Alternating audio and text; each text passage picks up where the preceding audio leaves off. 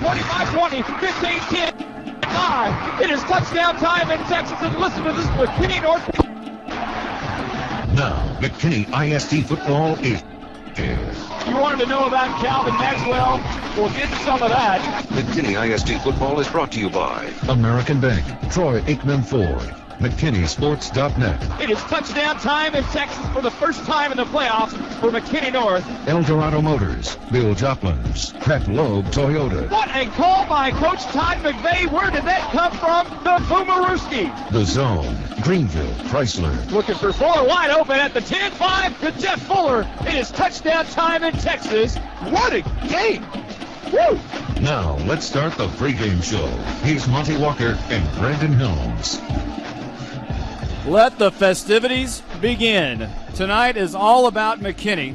McKinney versus McKinney North, and it's also about Ron Poe in his brand new stadium here. You almost said his stadium. It's named after him. It is basically his stadium. 30 years, Ron Poe was the head coach here at McKinney. Tonight, they officially named this stadium Ron Poe Stadium. He'll be joining us at halftime, but you know, the big story here, McKinney versus McKinney North. McKinney has been waiting to play this game since this time last year, since September 30th of last year. They've been trying to get back for the revenge factor on McKinney North, who comes in 4-0, McKinney 3-1. Well, this is almost a mirror game of last year. Both teams coming in 1-0 in the district. The winner obviously has that head-to-head matchup over the other in the district standings. This is a good chance for either one of these teams to take that lead, and it matches up just like last year. The difference is this time it's McKinney who wants to get the little revenge from what happened to him last year. They lost by a point, 14-13, and you can almost pinpoint that game as what kind of spiraled out of control for McKinney and allowed them not to make the playoffs. On the other hand, it really allowed McKinney North to make that next step, in which they did, going on to win by district and having a matchup with Highland Park down the road. John Leidy is down on the sidelines. Talk about an electric crowd already. They're piled in, aren't they, John? Guys, they're starting to pile in down here, and I'm looking down on the visitors' sideline over there. I can see the gate, and there's still a line to get in this place. Me, myself, I've got the jitters because I've never been involved in a game that's been this big with this so many people, and it's going to be this loud. Guys, this can be very, very loud tonight, and we're going to have a little dedication here a little bit later. Talk about the atmosphere or the weather, actually, anything. Will it play a factor at all tonight? Guys, there's a slight breeze, but I don't picture it playing into tonight's game. Although the key to the game for McKinney is probably going to be their kicking game. That's what cost them last year. And tonight for McKinney North, they have a great defense stopping the running game for McKinney and also establishing the passing game against McKinney. You know what? Thanks, John Leidy. McKinney North Bulldogs, and you can hear, I mean, how loud. That's the far sideline over there. And now it looks like these two crowds are trying to out-duel each other with thundersticks. It's tremendously loud here at Ron Poe Stadium. It's going to be even louder tonight. McKinney at 4-0, or McKinney North at 4-0, and McKinney at 3-1. It's going to be an electric atmosphere all night long. We're going to take a quick timeout. We'll be right back with the Senior Spotlight and the Coaches Show coming up next. Welcome back to Ron Poe Stadium. About to officially be Ron Poe Stadium here in just a few moments, as they're going to dedicate the stadium to him in an on-field celebration. We'll have that for you as well. Right now, let's talk about this football game, Brandon. Of course, we mentioned earlier on in 2004, the first ever Crosstown Showdown. McKinney won that one pretty big, 42-28. It was a pretty close game up until about the third quarter, actually, and I tell you, McKinney jumped out on top pretty quick. If I remember right, they got a couple of turnovers. J.D. Dowling, or maybe it was, or was it Eddie Morgan?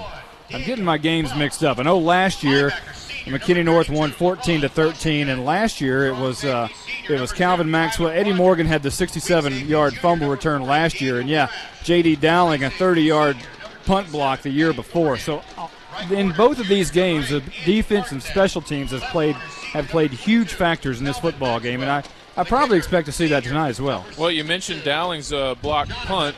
that's allowed McKinney to get the touchdown there in the first quarter. Well, following that kickoff for McKinney, North's J.R. Housley returned that one 87 yards for a touchdown. So those were 2 back-to-back touchdowns, 1 for each side on a block punt. Then the next score for McKinney was a safety that came when a punt was blocked out of the end zone. So, I mean, if you look at the series, special teams has been big. And if you want to talk about what they've done 2 years ago, you can talk about what McKinney didn't do last year, and that's miss a field goal that ultimately, was part of the reason they lost. And that may play a huge factor again tonight because McKinney, obviously, again this year, having troubles in the kicking game. And McKinney North, they graduate Blake Boblitz, the all-world kicker. He's coming back into town this weekend for the OU-Texas game. And, yes, I said OU-Texas. But they keep replacing the kickers over there. Stephen Meyer coming in and doing a great job for McKinney North. And yet McKinney just can't find an answer at kicker. It's amazing how that works. Last week, maybe even 2 weeks ago, they tried to pull in one of the guys from the soccer team. You know what? You can't go wrong with that. Those guys, that's all they do is kick. You just got to make sure that they get in the rhythm, and they missed one last week. Here come the McKinney Lions. Or the kicker missed it last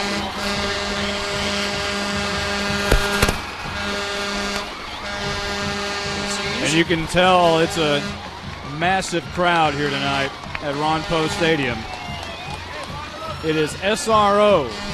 Thunder sticks on each side, gold on one side, a sea of orange on the other.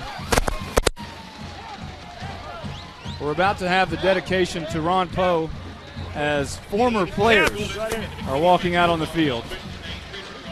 Everyone at American National Bank for being tonight's game sponsor. For the 3rd consecutive year, American National Bank sponsored the purchase of 5,000 pairs. And I know Each year, fans of both Mike teams Bruck give will a have pair the of ceremony. We're just kind of waiting on him to get this thing going here for the ceremony. Again, Ron Poe, the stadium is being dedicated to him tonight. Since 1875. This is it's one of those we've seen the 1956 team. Some of those members are here. They're even wearing 1956 Lions jerseys, which is kind of cool. Yeah. The 66 playoff teams here, the 86 playoff teams here. A lot of Ron Poe players and former coaches are here with him as well. Let's listen to Mike Bruck, the PA announcer. The Billy Whitman Memorial Scholarship will be given in the spring to a deserving senior scholar from both Wiley High School and McKinney High School. Each Monday night following a McKinney Lions home football game will be Billy Whitman Memorial Scholarship Night at El Chico McKinney. Dine at El Chico McKinney between 5 and 10 p.m. this Monday, October the 9th, and tell them you're there for the Billy Whitman Scholarship Fund, and a portion of the check will be donated.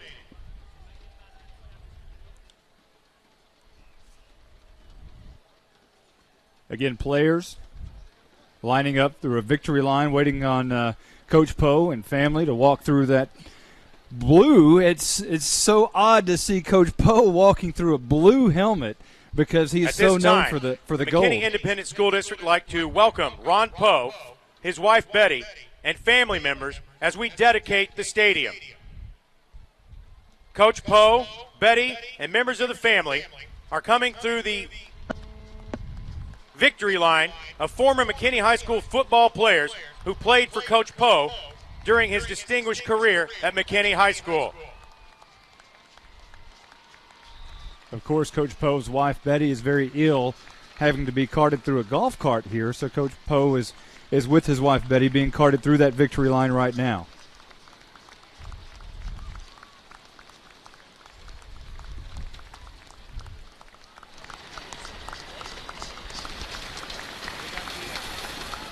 A very special moment here at now Ron Poe Stadium.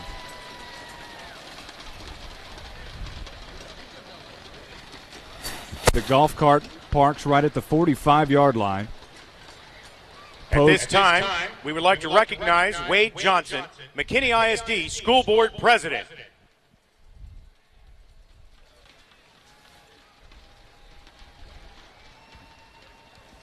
Good evening.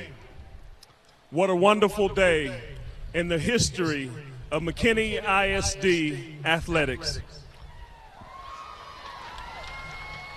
Today we are honored to recognize an individual and his family, which indeed are deserving of recognition. I am proud to represent the McKinney ISD Board of Trustees. As this evening, we bring to you a certificate of resolution of the Board of Trustees of the McKinney Independent School District and the renaming of the MISD Stadium. Hereto, this day, October 6, 2006, we, the Board of Trustees of the McKinney Independent School District, hereby support and endorse this resolution. Whereas Coach Ron Poe served the students and community of the McKinney Independent School District as educator, coach, athletic coordinator for 31 years from 1970 until his retirement in 2001. And whereas Coach Ron Poe compiled a football record of 106 losses, 4 ties, and 221 wins.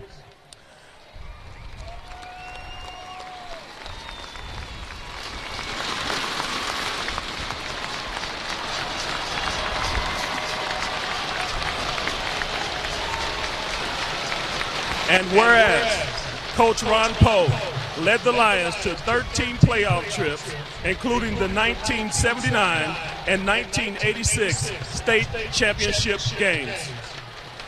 And whereas Coach Ron Poe led the Lions to the 1979 3A state football championship.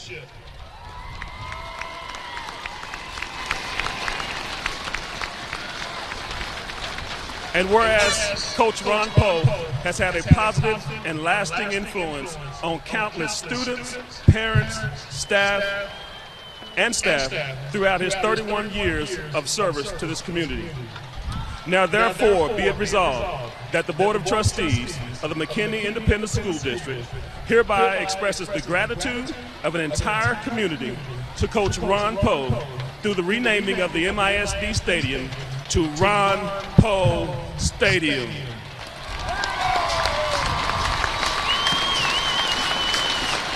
Chills down the backs of everyone here at Ron Poe Stadium. A tremendous, tremendous occasion as the naming of Ron Poe Stadium is now official. Congratulations to everyone. At this time, we would like to recognize Superintendent of McKinney ISD Schools, Mr. Tom Crow. Mr. Crow will now give some words to Ron Poe. In the name and by the authority of the state of Texas, Governor, to all whom these presents shall come, greetings. Know you that this certificate is presented on the occasion of the dedication ceremony of Ron Poe Stadium, McKinney, Texas. Congratulations. Today is indeed a day for celebrating. As McKinney Independent School District, students, faculty, staff, and community members come together for the grand opening of the renovated stadium to honor Ron Poe for his many contributions to McKinney High School. I commend those who worked tirelessly to make this new facility become a reality. This grand opening, however, is about much more than a building. Indeed, it signals to all in our great state your commitment to physical fitness and to the Texas of tomorrow. Anita and I extend our best wishes for a memorable event and for continued success in the days ahead. I think we overdrove it. Rick Perry, Governor of the great state of Texas.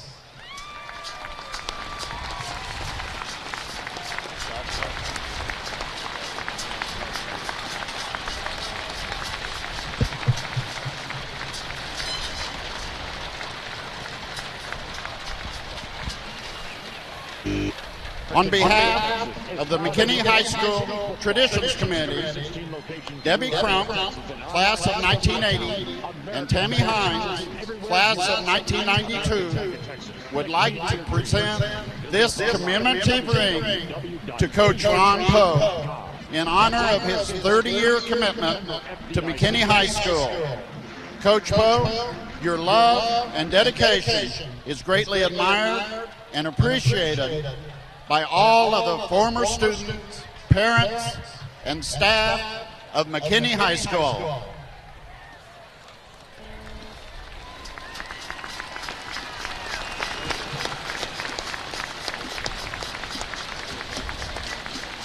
Tom Crow talking to former head coach Ron Poe, right at midfield, just dedicating the former McKinney ISD Stadium, now Ron Poe Stadium.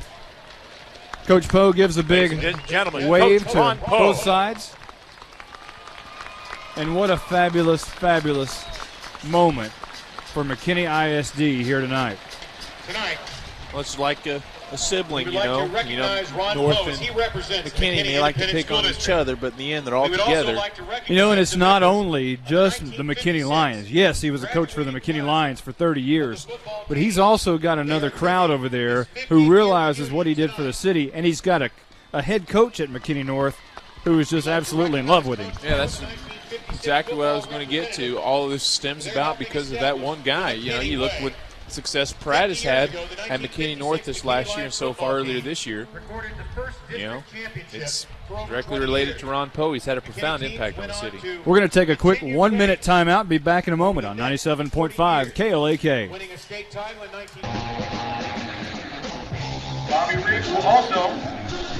Well, not crosstown traffic, but how about a crosstown showdown?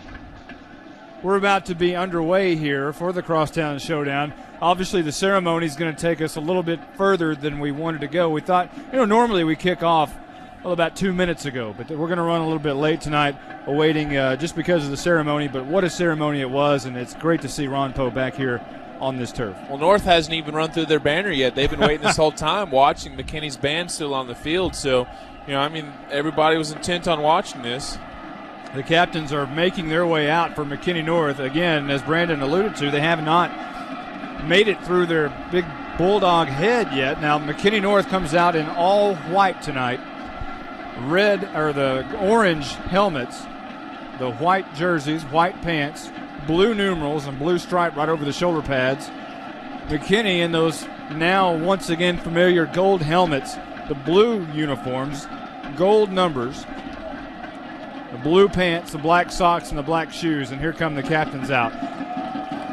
Paul Wynn, LaRon Washington, John Scoggins, Bake Lee. Will also be Daniel Welch, Eddie Morgan, and Zane Alcorn. Coming out for McKinney North will be Brett Davis, Kirsten Williams. And now on the other far side, I can't tell exactly. I believe that will be Kenny Alexander and also Ryan Selby Carney. And Kirsten Williams, captains for the Lions. And John Leidy is down there. They'll have Ron Poe actually do the coin toss. Bake Lee and Zane Alcorn. And what a moment for Coach Poe this must be tonight. Flip the coin. And here's the coin toss. Poe.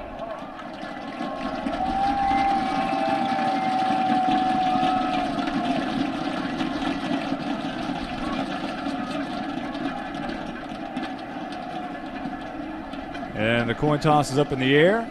Coach Poe flipped it right at center stripe. Zane Alcorn apparently made the call. They're talking to McKinney North. And it looks like from the officials, McKinney won the toss. Lions have won the toss. And they elected to receive. So we'll be off and rolling here in a moment with the McKinney Lions. And I tell you what, Coach Poe comes back and he even wins the coin toss for the Lions. Talk about a winner. They said 221 wins, 106 losses in the ceremony. My research shows one more victory, and I believe that was in 1980. I think there was some mix-up back there in 1980, but I showed 222 wins, 105 losses, and 4 ties in his 30-year career that stretched from 1971 actually to 2000. And the 1956 Lions, as we mentioned, were also a part of that celebration, just making their way off of the field and back up here in the press box. They'll be up here joining us here in a moment. maybe we'll get to talk to some of those 1956 Lions at half. I know we're going to talk to Coach Poe, and that'll be a lot of fun. Tonight it's the Crosstown Showdown. Both teams, here's McKinney North making their way out on the field. And this is a very, very emotional game for both sides. And look at that far crowd, Brandon. The sea of orange and the Thundersticks just going absolutely crazy. Yeah, about 2/3 the visitor side definitely in that orange, no question about it.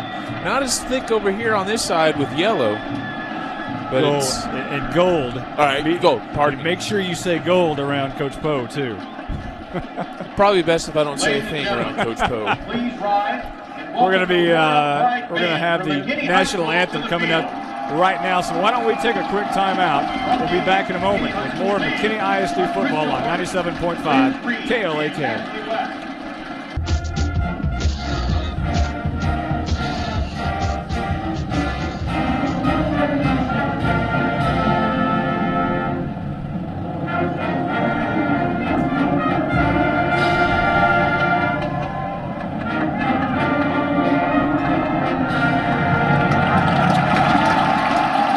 Just wouldn't be high school football without a great national anthem played by a great marching band, and that is a great marching band over there from McKinney High.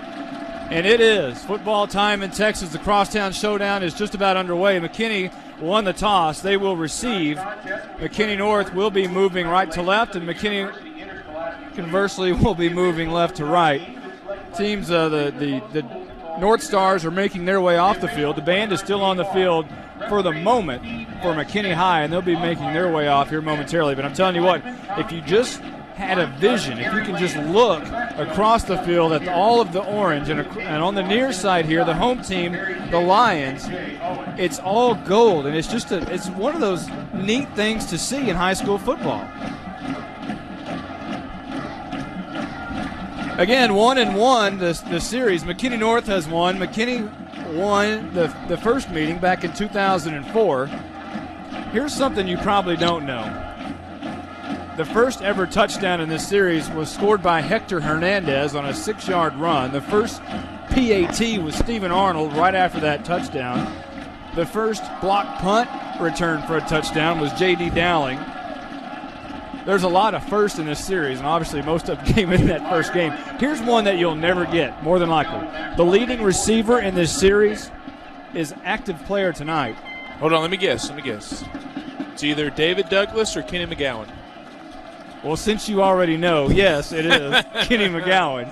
7 catches for 100 yards. Kenny McGowan leads the receivers in this series. And you know, you would never thought that. You'd think with all the names, you would think, you know, David Douglas or Cameron Eubanks or a lot of those guys. But Blake Boblitz. Here's the kickoff, and it's going to be high. Pooch kick going to be taken at the 20-yard line. Now it's going to bounce and roll out of bounds. That'll be a penalty against McKinney North. They'll probably make him kick over. And this Crosstown Showdown is underway. Sorta. No time's off the clock. John Leidy's down on the sidelines. Roman down there, John. It's got to be electric down there. It's electric up here. Yes, guys, it's very electrifying down here. I was actually in between the band and the football team, and I almost could not hear y'all up there. The crowd is filled in tonight. Y'all spoke earlier that it's not quite as packed on the McKinney side, but they're still filing in. They had a cookout earlier before the game, so they may be coming back from eating some hot dogs down there. You don't know. McKinney North's going to tee it up once again. Right. That's something North's not used to doing. I mean, they have the ability to kick the ball off pretty well.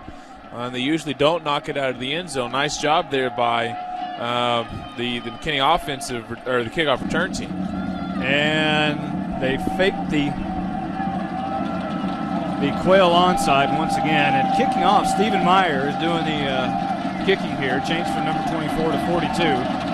And Meyer's going to boot this one away. And that's what I was expecting. It's going to go over Eddie Morgan's head into the end zone, and now it rolls out of the end zone. So a great kick by Stephen Meyer. And look at McKinney North. They are absolutely jacked up about this one. We'll have the McKinney North dog offense coming up here momentarily. Of course, the Lion defense will follow. We'll give you the starting lineup or actually the Lions starting offense. Sorry about that. We'll have the McKinney starting offense and the McKinney North defense coming up right after this first play. And you can tell how loud it is, folks. It's extremely loud here at Ron Post Stadium. Here comes the McKinney Lion offense onto the field. It'll be LaRon Washington and Eddie Morgan in the backfield with Zane Alcorn, the quarterback. 2 men split wide either way. Left to right goes McKinney. They're going to hand off. Eddie Morgan met at the line of scrimmage. It goes down at the 23-yard line after about a 3-yard gain. Here's the McKinney Lions starting offense.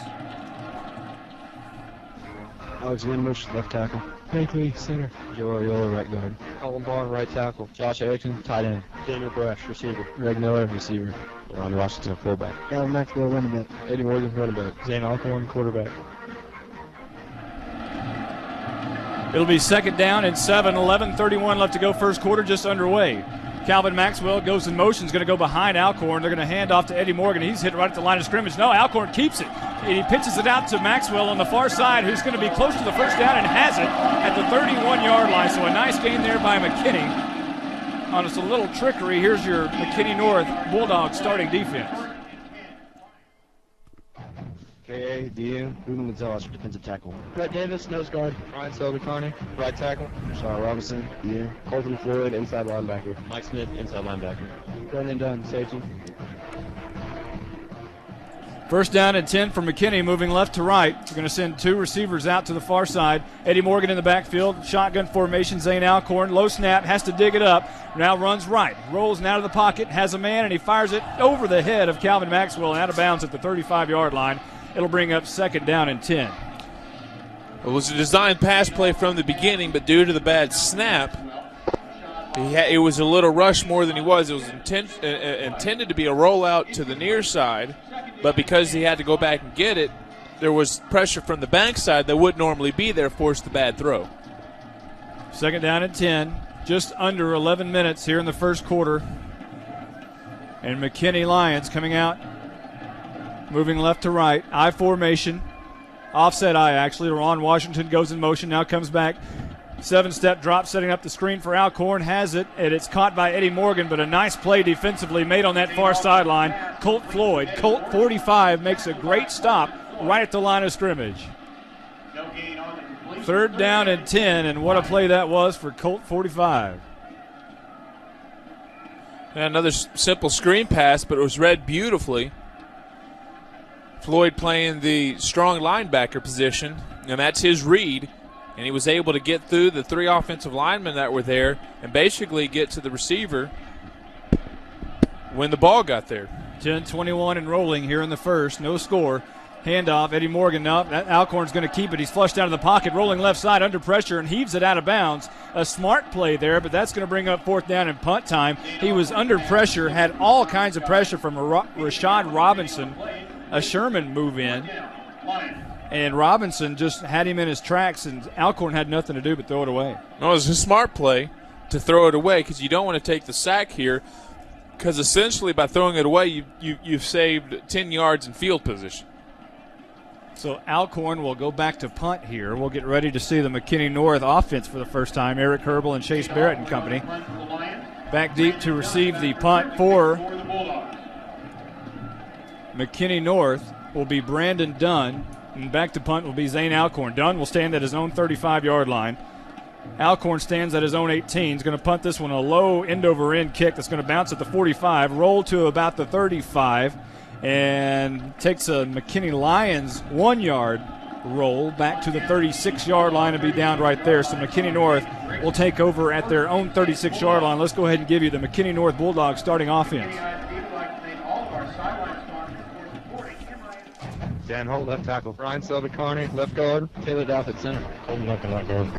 Right tackle. Jeff Olson, tight end. Alex Parker, wide receiver. David Douglas, wide receiver. Blake Mooney, wide receiver. Chase Barrett, running back. Eric Herbal, quarterback. And we talk about Eric Herbal and Chase Barrett and everybody else is across North Texas. Herbal on the year, 758 yards passing. He's 55 out of 79. He's in shotgun formation here, 2 receivers to either side. And he's going to look to the left side. Has David Douglas. It's caught at the 40. Makes a move to the inside, 45, up to the 50, and knocked down at right. Oh, baby. He's still being carried. It's a mosh pit at the 50-yard line. Wow. David Douglas was on top of 5 or 6 McKinney Lions, and it really did look like a mosh pit. Well, I'm surprised they didn't blow that play earlier because Douglas's feet weren't on the ground, yet somehow he was still moving forward. I'm not sure how that came about, but in the end it was a 15-yard play, and a lot of it was set up on a block by the tight end Jeff Olson. So the ball will rest now at the 49-yard line, inside Lion territory. A first down for McKinney North. 2 receivers to the right side. Tight end Jeff Olson goes in motion to the right side. Handoff, Chase Barrett running that way. Has a big block, has another big block to the 35, down to the 30-yard line, carrying McKinney Lions with him. Another first down for McKinney North, and they're moving the sticks at will on their first 2 plays anyway. Let's go ahead and give you the McKinney Lions starting defense. Defensive end. Matt Steinbrenner, defensive tackle. Joe Estes, defensive end. Josh Lane, defensive end. Daniel Brash, outside linebacker. LeBron Washington, linebacker. Kenny, middle linebacker. Damon Marino, outside linebacker. Back. Calvin Maxwell, cornerback. Eddie Morgan, free safety. First down and 10 for McKinney North. 9:09 left to go first quarter, no score. Eric Herbal, shotgun formation. 2 receivers to the left, 1 to the right. Chase Barrett in the backfield, going to hand off to him, running left tackle, and trying to find this near corner 25. Barrels over 1 McKinney Lion, down to the 20-yard line, close to another first down. A gain of 9, perhaps, on first down. And I'm telling you, that's why McKinney North is 4-0. They're able to do pretty much at will offensively. Well, and part of the reason is the receiving blocking. This time it was Aaron Fuller out on the left side, created a very good seal for Chase Barrett to scoot around and get those extra yards. And it probably, if it wasn't for the seal block, would have been a gain of 5. That's still nice. But that good block allowed at least 3 yards, maybe even more. Some crosstown tension in our broadcast booth. Jarrett Foyt, a McKinney Lion, and John Leidy, a McKinney North Bulldogs, both part of our crew tonight. Those two hate each other. Shotgun formation. This is going to be Herbal, who quickly makes the throw and catch out to his receiver. LaRon Washington makes the stop, and on the catch is Aaron Fuller. Came in with 3 catches for 16 yards. Give him his 4th one there. No touchdowns yet for Fuller. Still looking for his first, but that play was wide open. Another first down for McKinney North, down to the 14-yard line, and they have moved methodically from the 36 to the 14 in 4 plays. 2 receivers to the near side. David Douglas split out wide. Blake Mooney split out wide right. Herbal moves Chase Barrett to the left side. A man goes in motion, and that's Jeff Olson. 2 men were in motion at the same time. You can't do that. That's a penalty on McKinney North, and we haven't seen that a lot this year. Dead ball foul. False start. It'll be a false start against the McKinney North Bulldogs. Back them up 5 yards, but, you know, nothing has stopped them yet. We'll see if they stop themselves here. The ball will be at the 19-yard line officially, in between the 19 and the 18, actually. 7:47 and rolling here in the first. No score at Ron Post Stadium. 2 receivers near side, along with the slot back / tight end, Jeff Olson. Now Barrett will move to the left side. They're going to hand off right tackle him. Big hole up to the 10 and down right there. A nice tackle by the McKinney Lions. That's going to be linebacker, I believe. I think coming up and making the stop is Major McGee. It could have also been Matt Steinbrenner over there.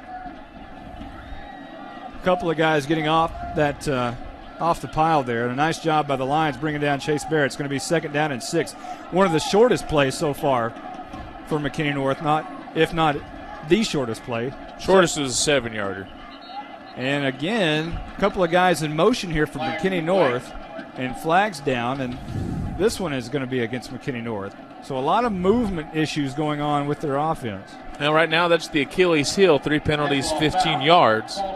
2 of them have come on this series. They had 1st and 10, that was 1st and 15, then a gain of 9 yards. Now another 5-yarder. This will officially be the 5th play of the drive.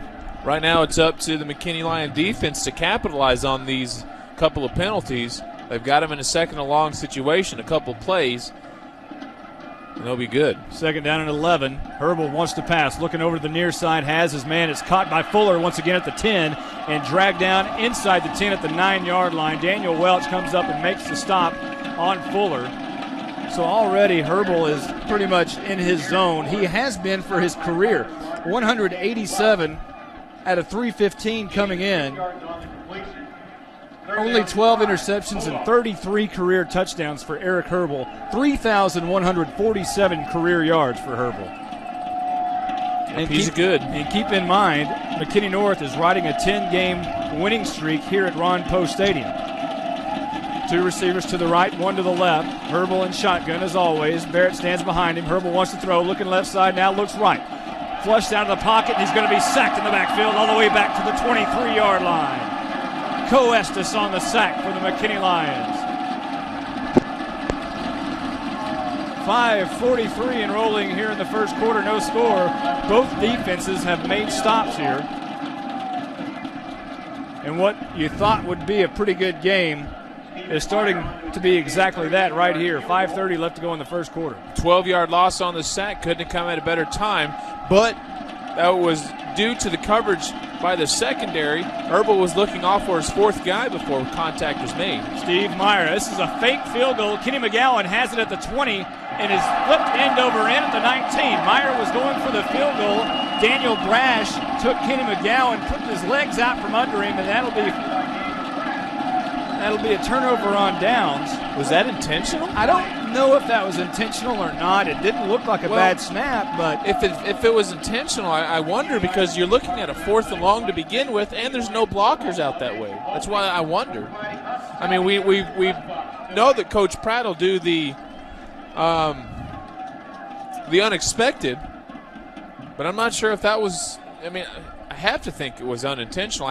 Something was wrong with the hold maybe that caused McGowan to get up. Well, it'll be 1st and 10 for McKinney at their own 18-yard line. This is going to be a handoff up the middle, and up to the 23-yard line goes Eddie Morgan. Up, that's Calvin Maxwell, who makes his way into the football game. So a gain of about 3 on 1st down brings up, actually they're going to give him 5, so 2nd down and 5. Under 5 minutes here left to go in the first quarter. The Crosstown Showdown, no score.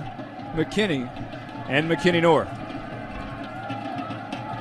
Everybody tied on the right side, 3 receivers. It's going to be a toss right side. Calvin Maxwell has a big seam to the 25, down to the 28-yard line. That McKinney North DPD comes up big. Rashad Robinson on the stop on this near sideline. Again, McKinney moving left to right. Well, he's not going to get credit for anything on that play, but nice job there by cornerback Michael Scott, who was trying to be blocked inside, which would have allowed Maxwell a lot more yards. However, he fought the block off, forcing Maxwell to have to cut it up the middle to where the DPD pursuit was. So, again, not going to get credit for anything, but that play was made because of his block. Football is full of things like that. Big play here, 3rd and 1. Handoff busted at the line of scrimmage is LaRon Washington. McKinney North says no. 4th down.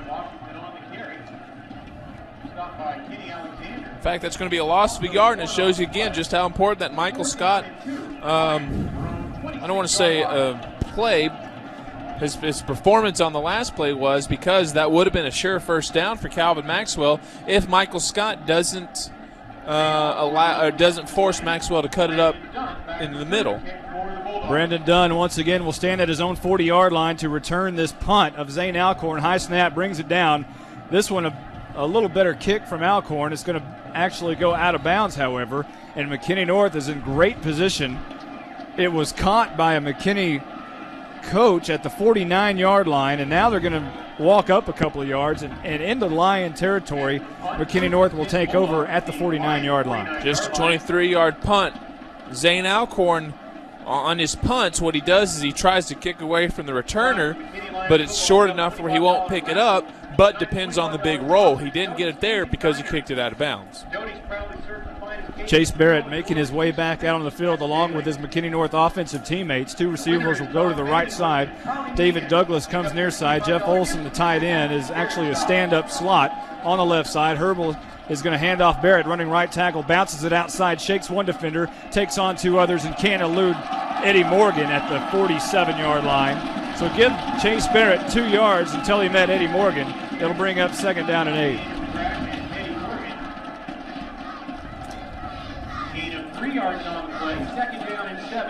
Give him forward progress to the 46, actually, so a 3-yard gain by Barrett.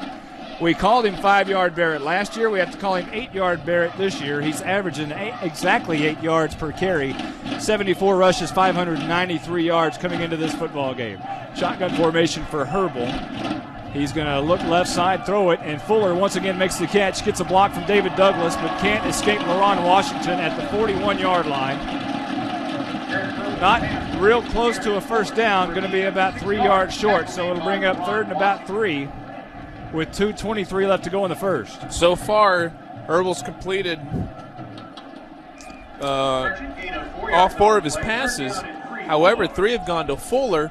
But so far this year, it's been Douglas who's been his favorite receiver. And also Blake Mooney bringing in all of those touchdowns. Mooney has 8 touchdowns on the year.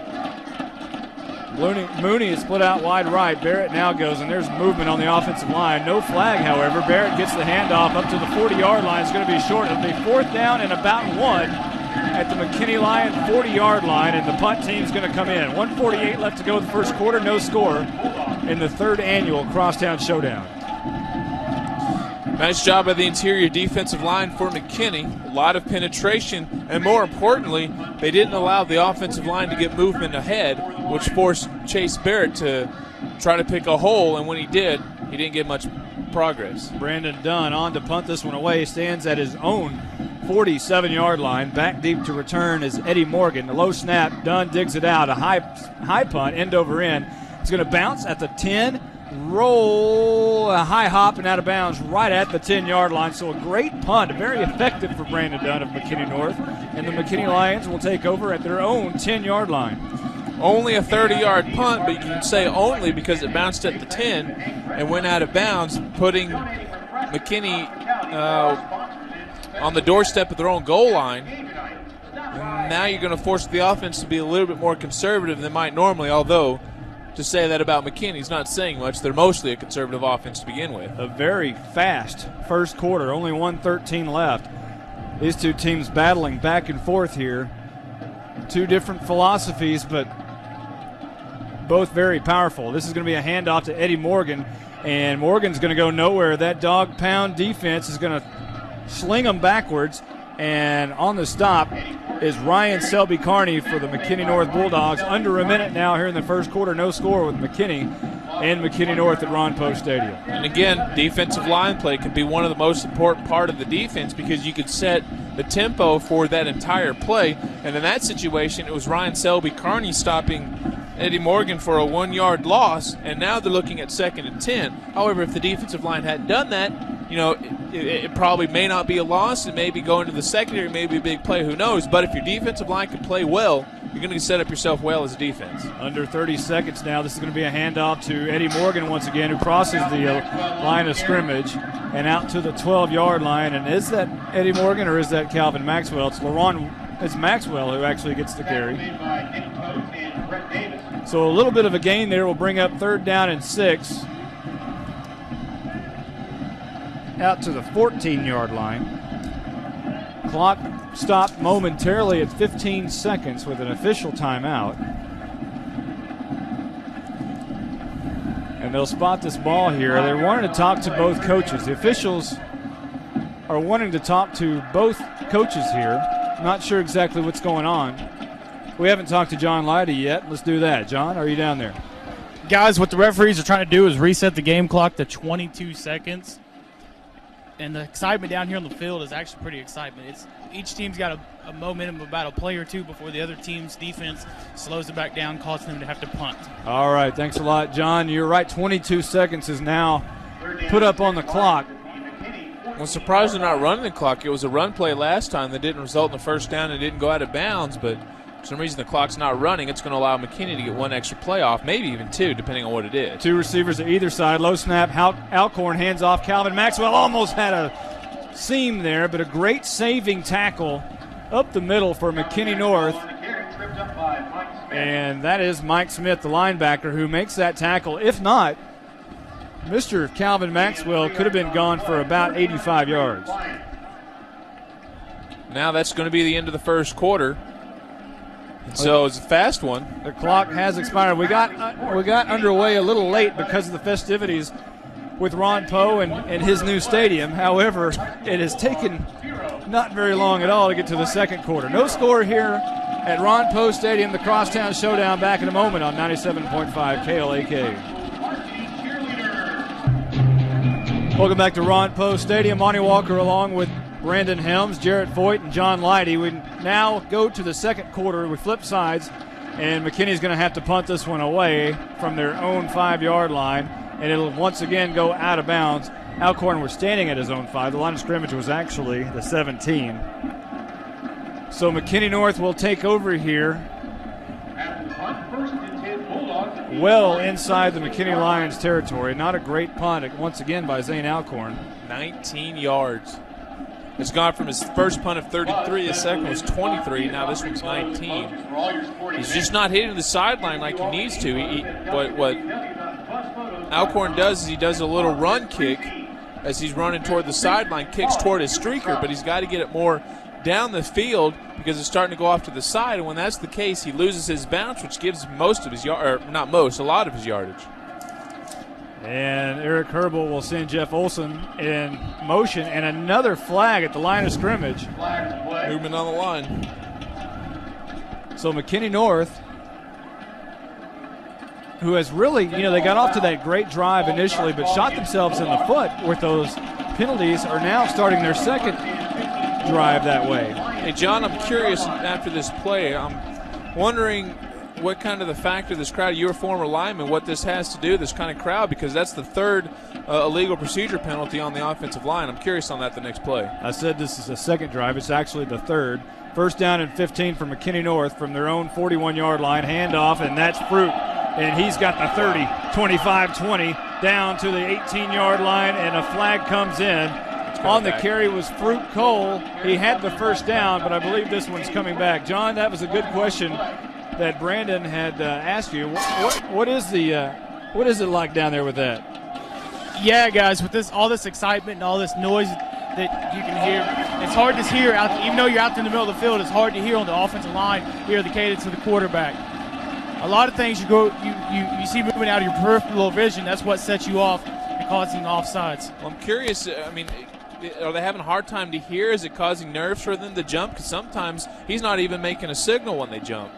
We might have to check and see why Chase Barrett's not in the game. Fruit Cole on the carry there. And, of course, they're bringing this one back. This is a big 15-yarder. All the way back to the 50-yard line. Well, that's now the 5th penalty in the first half for the North Bulldogs. That's a lot. So the ball resting at the 50, 11:34 and rolling here in the second quarter, no score. Two receivers to the left side. Blake Mooney comes near side, moving left to right from McKinney North. Shotgun formation. Herbal gets it, looks left side, throws it, and it's caught by Douglas at the 40, making his way up to the 35, spinning his way out of a tackle and down right at the 36-yard line by Daniel Brash, or 34 rather. Brash comes up, makes the stop, and that'll bring up second down and 8, so they pick up a big chunk right back. Well, if you want to know exactly, 17 yards. It seems like Eric Herbal's got a set of receivers for what he wants. If you need big yardage, you go to Douglas. If you need a touchdown, you go to Mooney. And if you just need a quick throw and catch, he goes to Fuller. Fuller or Parker. And Cole, again, Fruit Cole into the game, and not Chase Barrett. Two receivers to the left side. Blake Mooney near side. Jeff Olson near side. Herbal throws it out to Alex Parker, and it's caught at the 25, down to the 20-yard line, inside the 20, gang tackled maybe to the 19. And that will be, guess what, a first down for McKinney North. 10:33 left to go in the second quarter, no score. You said it earlier. I gave Aaron Fuller credit, and you also said Parker for those quick passes. That's what that was. McKinney coming on a blitz on the left side. So basically, Herbal was looking at a blue and gold color scheme in his face when he throws to Parker. It was a little high, but Parker, because it was a quick timing route, the coverage wasn't on him. They were in setting back in coverage. The quick through allowed that 13-yard gain to Parker. Now they're setting up 1st and 10 at the 20. And North, they just get big play after big play. Alex Parker checks out of the game. Brandon Dunn checks in at that slot. Two receivers to the near side. Dunn along with Mooney near side. Herbal shotgun. Cole in the backfield. Looking over right side is Herbal. Throws it in the flat, and it's caught by Mooney at the 15 and driven backwards by the Lions. But forward progress will have him actually to the 14 and in between the 13 and the 14. And I'm going to tell you what, on the tackle for Eddie Morgan for the Lions, but I'll tell you what, Eric Herbal is pretty much automatic on those inside routes. I mean, he can thread the needle now. Well, he's completed the first 7 passes he's thrown already. To put it in perspective, 2 receivers to the left side. Second down and 4 rather. 9:38 on the second quarter clock. No score at Ron Post Stadium. Blake Mooney comes near side. He loves that end zone. 8 touchdowns already. Herbal hands off to Fruit Cole at the 15. Cuts it back inside. Flag down at the 10-yard line, and that's where Cole will be rested. And that was enough for the first down. We'll see what the flag is. It'll probably come back against McKinney North. Well, that's been the style so far. And again, that's the case. Holding on McKinney, that's going to knock him back another 10 yards. On McKinney North. North. That's now 6 penalties, 45 yards for the Bulldogs. So what would have been a first down for Fruit Cole at the 10-yard line is now going to be second down and long from the 19. Fruit Cole's had 2 carries so far, and he can't get a single one.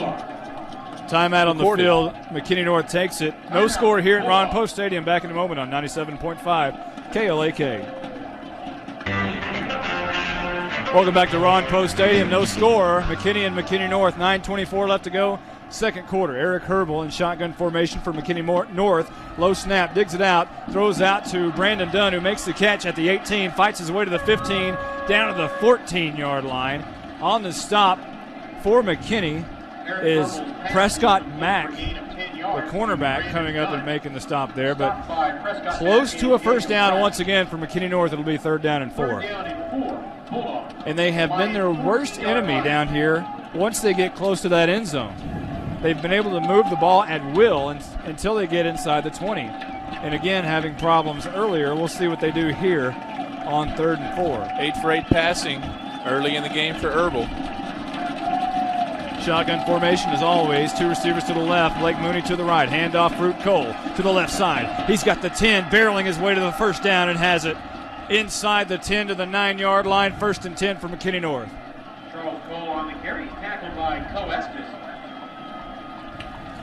8:31 left to go, second quarter, and McKinney North is knocking on the door here.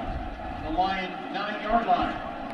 Finally, on his 3rd try, Cole gets his first rush. The previous 2 had been negated by penalty. And now, North sets up in the second worst possible place for a 1st and goal. That's with the 9-yard line. The worst one's 10 because you don't want to give too much real estate to the defense, because this is the hardest part because you reduce the amount of field to gain yards. Blake Mooney comes near side. 2 receivers to the left, including David Douglas. Herbal looks over there, firing in the end zone, and it is caught. It's touchdown time in Texas. On the catch, David Douglas for the McKinney North Bulldogs, and they take their first lead tonight, 6-0. Well, just as I say that, one of the best pass plays to run when you're looking at a 1st and goal is either the fade or the out, because the fade you can throw it over the defender to where only a receiver can get it, or you're out such a quick route the defender doesn't have time to react to it. And if it's a perfect pass like that one was, where only Douglas can get to it, and if he doesn't get to it, it's only an incomplete pass. Beautiful, beautiful play there. Boy, here's Stephen Meyer on for the PAT. It's very high, and it's very good. 7-0, the McKinney North Bulldogs in the lead here. 8:06 left to go in the second quarter at Ron Post Stadium. Back in a moment on 97.5 KLAK. Welcome back to Ron Post Stadium. Monty Walker along with Brandon Helms, Jared Foyt, and John Leidy. 8:06 left to go in the second quarter, and Eric Herbal, if you don't know about him, you probably should. He is a pretty good quarterback at the high school level. He just hit David Douglas on a 9-yard touchdown pass.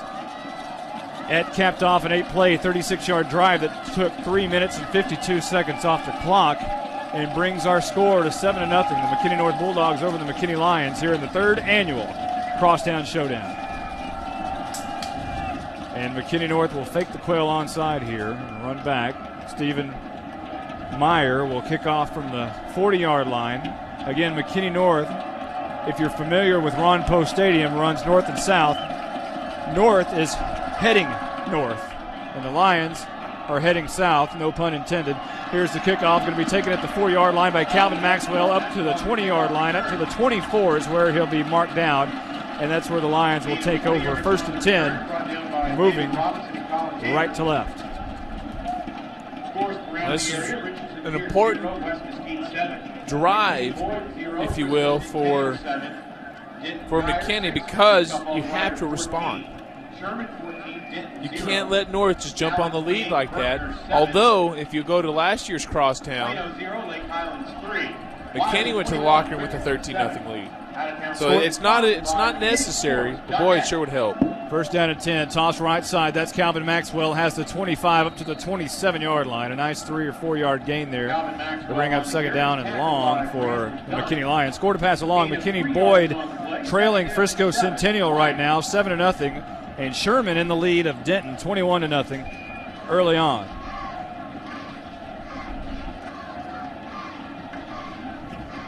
Second down and 7 for the McKinney Lions on what has officially been named Ron Poe Day by the city of McKinney at the luncheon today. Here's a fake handoff, and Zane Alcorn wanted to throw it down the field. Undershoots his receiver, who slipped down at the 40-yard line. He slipped down because he was trying to go back and catch that pass, which was underthrown, Brandon. Well, it was underthrown because McKinney, North's defensive line, putting a lot of pressure on Zane Alcorn. And when you have a lot of white in your face and you have to throw quick before you're ready to, you're going to throw a premature pass like that. It was a little short because he's throwing off his back foot.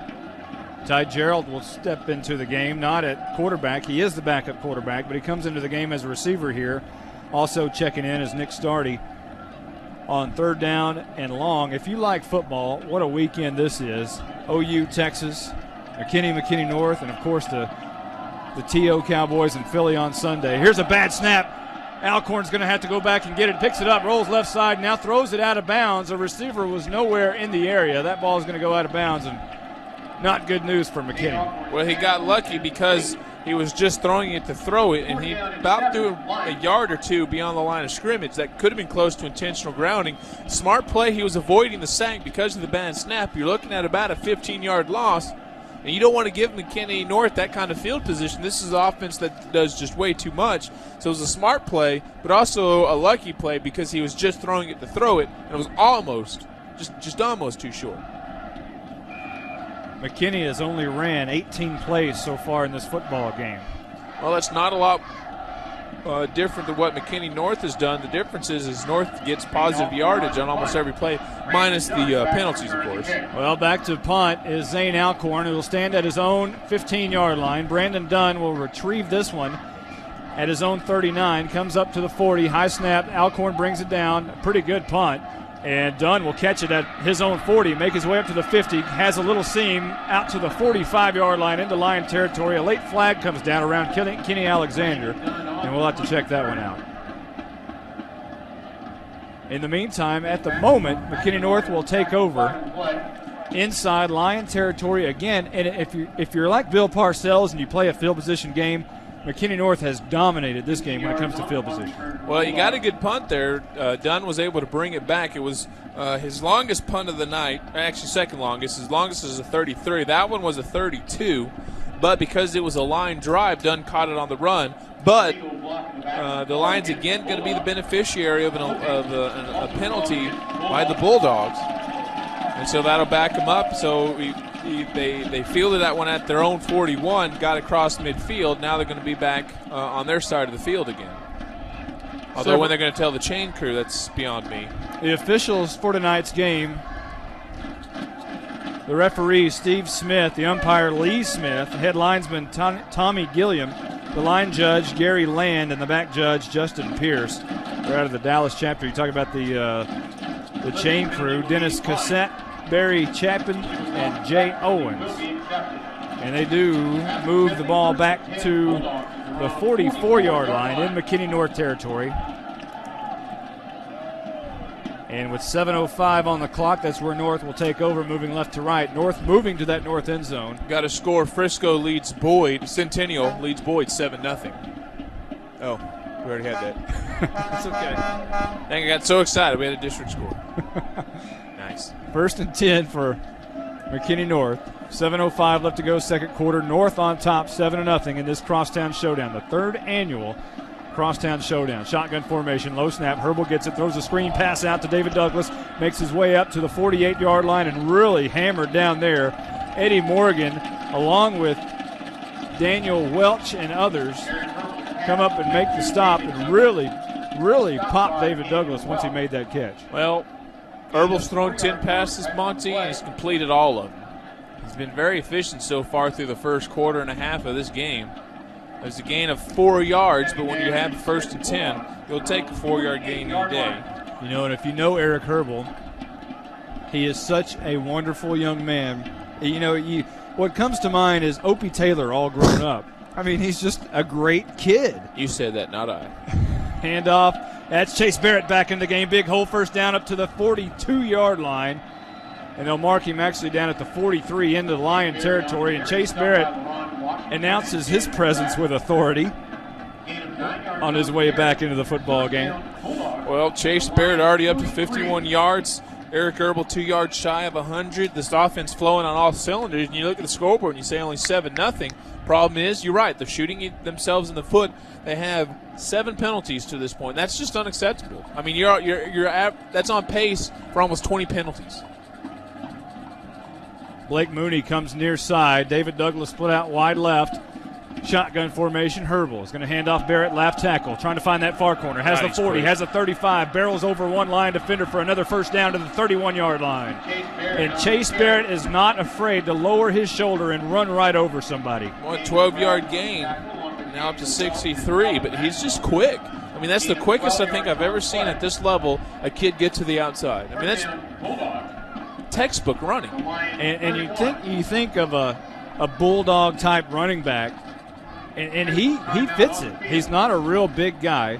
Barrett is only 5'10". He's 190 pounds. He's not the fastest kid on the field. He just may have the biggest heart. Well, and a lot of the thing is there's a difference between quickness and speed, and he's got that quickness. And you know what? Give me quickness any day. 1st and 10 for McKinney North. 5:42 left to go here in the second quarter. North on top, 7-0. Herbal in shotgun formation, wants it. Barking for it, gets it, runs the option to the left side, keeps it, tucks it up the middle to the 25-20, lowers his head at the 15 and down at the 14-yard line. Another first down for McKinney North. Daniel Brash makes the stop for the Lions. And that's the problem if you're trying to defend this offense. That's a quick 17-yard gain there by quarterback Eric Herbal, but you're expecting a Chase Barrett, and he just tucks it up on the option because the defense is ready. You don't consider Eric Herbal a running threat, but he can. He proved that last year. Aaron Fuller, the slot back, will stand about 15 yards away from Blake Mooney, who split out wide right. They're going to hand off to Barrett, running left tackle. He's in trouble behind the line of scrimmage. Spins out, but caught behind the line of scrimmage for one of the few times you'll ever see Chase Barrett on a loss. Well, he slipped coming out of the gate. And when you slip out of the gate, that makes you lose your quickness that we mentioned a play or two ago. And whenever you do that, then you're really at the mercy of the defense. And the defensive line reacted very quickly once he slipped to getting to Barrett. And that proves that it's not that the McKinney's defense is bad by what they've been giving up, but just proves how efficient this offense is. 2nd down and 13. McKinney North has the ball at the Lions 17-yard line. Low snap, Herbal, flags are down, and whistles blow before this one gets underway. And usually that means it's against the offense, and probably bring that one. They're stepping off 5 yards against McKinney North, and they'll do that. So move the ball back to the 22-yard line. So instead of 2nd and 13, they'll move it. Actually, they'll spot it at the 23-yard line, in between the 22 and the 23. 60 yards in penalties on 8 of them. So 2nd down and 18 officially for McKinney North. Moving left to right. Shotgun formation, low snap. Herbal gets it, looks left side, now looks right, firing it down in the vicinity of the end zone, but it is out of bounds and incomplete. He was just really throwing that away. Yeah, it looked like he just as soon as he let one go, he was hit from the backside by a couple of McKinney defenders, and most notably Josh Lane. But the more important thing, they started the game with 10 straight completions. That's his first one. And it's funny because he intended it to be his first one. An intentional incompletion. We ought to keep track. How many completions they were going for a completion and how many they were actually, like that one, just throwing it away. Well, this will be 3rd down and 18. 4:12 left to go in the second quarter for McKinney North. Already up 7-0 in this 3rd annual Crosstown Showdown. 3-step drop for Herbal. Looking to the right side, firing it down the field, and it is almost intercepted by the Lions at the 5-yard line. And it is Preston Mack who comes up and almost nearly picks that one off. Well, and we were talking about it. You look at McKinney North's first drive, it started the same way. They got down inside the 20 and a couple penalties put them back. And then they're in that long situation. This offense doesn't function as well when they have to get a lot of yards at once. They get a lot of yards at once, but that's because they're able to do the little things well. 39-yard field goal attempt for Stephen Meyer. Kenny McGowan will hold at the 29-yard line. The kick is very high. It's going to be very close. It's short, and it didn't make it. It is no good. So the score stands 7-0. With 3:59 left to go in the second quarter, we'll take a quick 60-second timeout and be back in a moment with more McKinney ISD football on 97.5 KLAK. I'm trying to squeeze them in as fast as I can because I know we're far behind.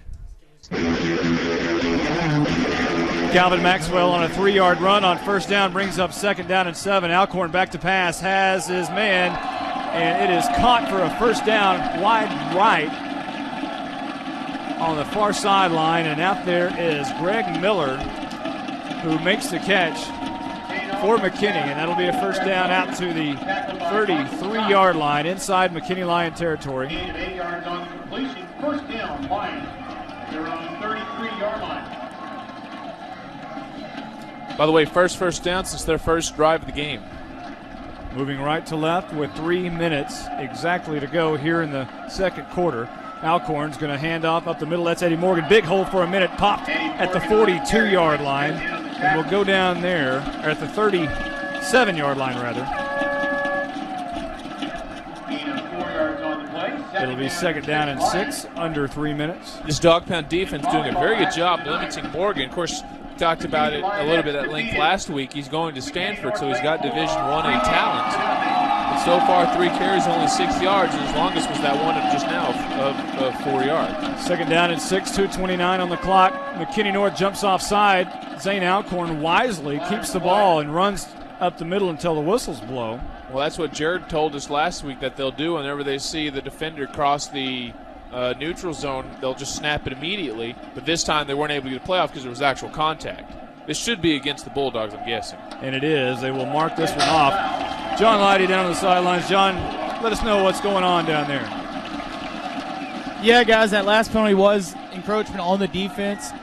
I did actually make it over to the McKinney North sidelines. It's a little loud, and I'm having a hard time speaking with y'all. Chase Barrett just came out momentarily to have his ankle retaped. And that was a great pass by Eric Herbal. He put that pass where his receiver and his receiver only can catch it. All right, thanks a lot. John Leidy at the 42-yard line is McKinney Lions moving right to left. 2nd down and short. And do you throw the home run ball here? You're getting pretty close to half with 2:05, and we're going to take a quick timeout as the McKinney Lions do. 7-0 North on top. 2 minutes, 4 seconds left to go before half. Back in a moment on 97.5 KLAK.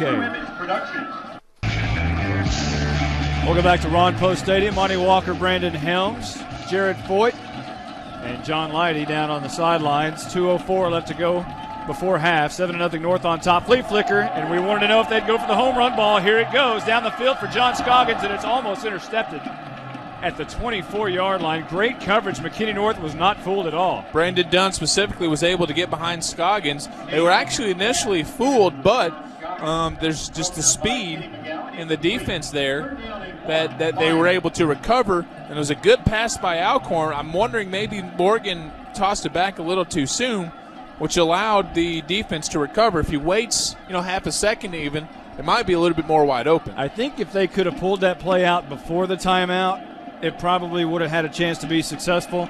But with the timeout, Coach Pratt probably sniffed that one out. 3rd down and 1 here, 1:57 left to go. Eddie Morgan trying to get this first down, and I don't think he got it. McKinney North stepping up on that defensive play, and I don't think he got the first down. It's going to be very close. John Leidy down on the sideline. John, you got a good look at it. Guys, actually the referees just respotted the ball, and it's going to be about a yard short of the first down. Wow, a bad spot if you're a McKinney Lions fan. The ball is going to be at the 42-yard line, in between the 42 and the 43, which, as John said, is going to be about a yard short. 1:40 here. And what do? Fourth down, you're at your own end. I think you've got to punt this one away, don't you? Well, it depends on just what kind of risks you're willing to take. This is not your average game. You know, as simple as Zane Alcorn sneak might be able to do it. And not often you have fourth and half a yard. But here's the thing, you don't get it. All of a sudden, North in really good position to add to their only one touchdown lead. They've been sniffing the end zone on a couple times and came away with no points on 2 of the 3 drives inside the 20. So, you know, I mean, if you're willing to dodge that bullet, go for it. If not, you know, punt it away and pretend your defense can do it, or hope your defense can do it. So far, they haven't done that great a job. Well, here's McKinney North trying to get their fans into it, asking for the McKinney North crowd to stand up. And, of course, all of the sea of orange do stand up. McKinney trying to get their fans to get alive, too. And now the gold thunder sticks on the near side are coming alive. 4th down and 1, a big play here. 1:40 left to go before half. And they're going to punt it away, it looks like. Alcorn gets the snap, and yes, he does punt this one away. Brandon Dunn tracks it down and lets it go. It's going to roll out of bounds at about the 24-yard line. 23, I think, is where he's going to actually say it went out. So that's where McKinney North will set up shop at their own 23-yard line, moving left to right with only $1:33 left to go before half. Well, that's now the 5th punt on the day for Zane Alcorn. That's his best one so far of 35 yards. But more importantly, it's going to put the Bulldog offense 77 yards away from the end zone. You know, they can do it in a minute and a half. Well, I mean, we'll see, because penalties right now in a 2-minute drill will kill it faster than almost anything else, minus a turnover. We'll try to get John Leidy to talk to Sean Pratt walking off the field at halftime. We'll see if he can track him down there. It'll be 1st and 10 for North, moving left to right here towards that north end zone. 21-7 now, Sherman over Denton. We've got a new score on the scoreboard. Here is Herbal. He's flushed out of the pocket, throws right side to Blake Mooney, picks it up at the 27-yard line, actually. He's going to go down right there. They're going to actually say he's down at the 25. They didn't give him forward progress there. So a gain of 2 only for McKinney North. It'll be 2nd down and 8. Clock rolling at 1:15.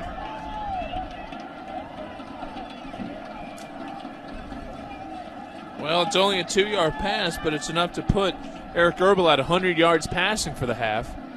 Aaron Fuller into the game at the slot. Jeff Olson, the stand-up slot on the left side. Herbal in shotgun. Barrett into the game, stands behind him. Low snap. Herbal gets it, looking left side for Mooney, and it's in and out of his hands at the 35-yard line. It'll bring up 3rd down and 8. Under a minute with 51 seconds. That stops the clock. Well, they're running a timing route, and right now you love just the timing that this team has, though it looks like it might have been a little off on that play. Eric Erbel threw it. It looked well before he was ready to catch that one. What a statement for McKinney so far tonight. Oh, I know. Well, and a lot of it's been the penalties by North that's really done them in, but whatever, you have to be glad if you're a McKinney fan that you're only down 7-0. Herbal is going to get it. Drop back 2 steps, looking left side for Mooney again, and it's caught, and he gets out of bounds at the 36-yard line. Enough for a 1st down on 3rd and 8, so a crucial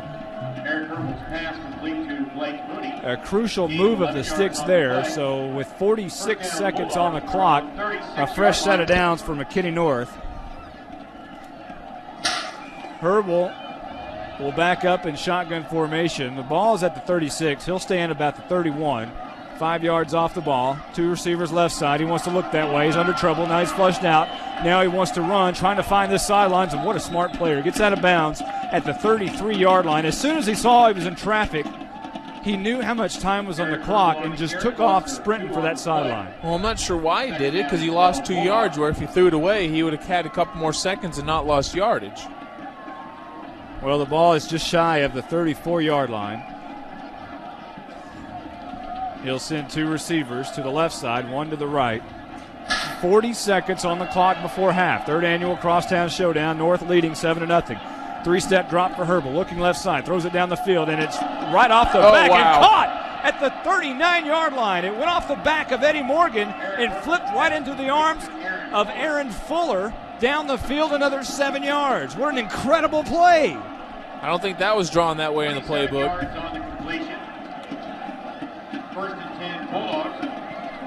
Wow.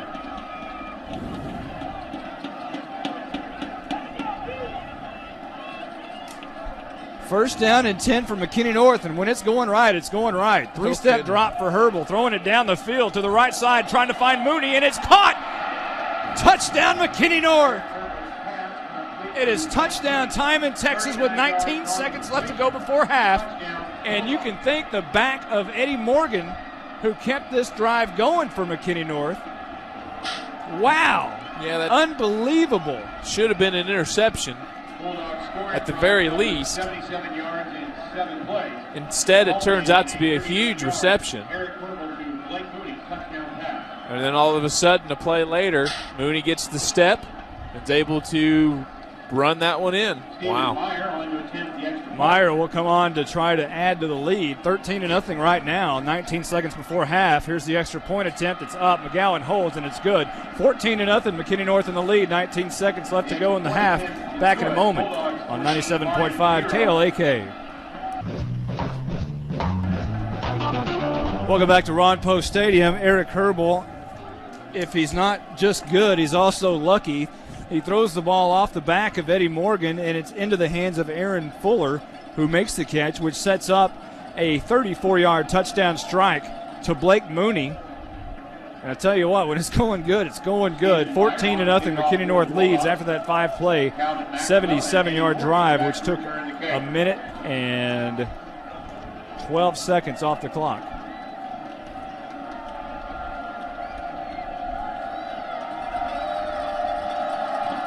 McKinney North will kick this one off, and it's a high kick that goes off the front line of McKinney, and it's going to be recovered by McKinney at the 40-yard line. Nice job of Damon Marino covering up that ball. 17 seconds gives you the option of 3, maybe 4 plays if you can budget your time right, and given the generous field position start, I think McKinney was trying to squib that one down the field, but because they hit it off one of the linemen, that didn't allow it to go the extra 10, 15, maybe 20 yards that they were looking for. And now McKinney has a chance if they want to try to air it out. 17 seconds before half. McKinney North in the lead, 14-0. And I think McKinney wants to answer back right here. Alcorn drops back, wants to throw, has his man, and it's caught. 8-yard gain out to the 48-yard line.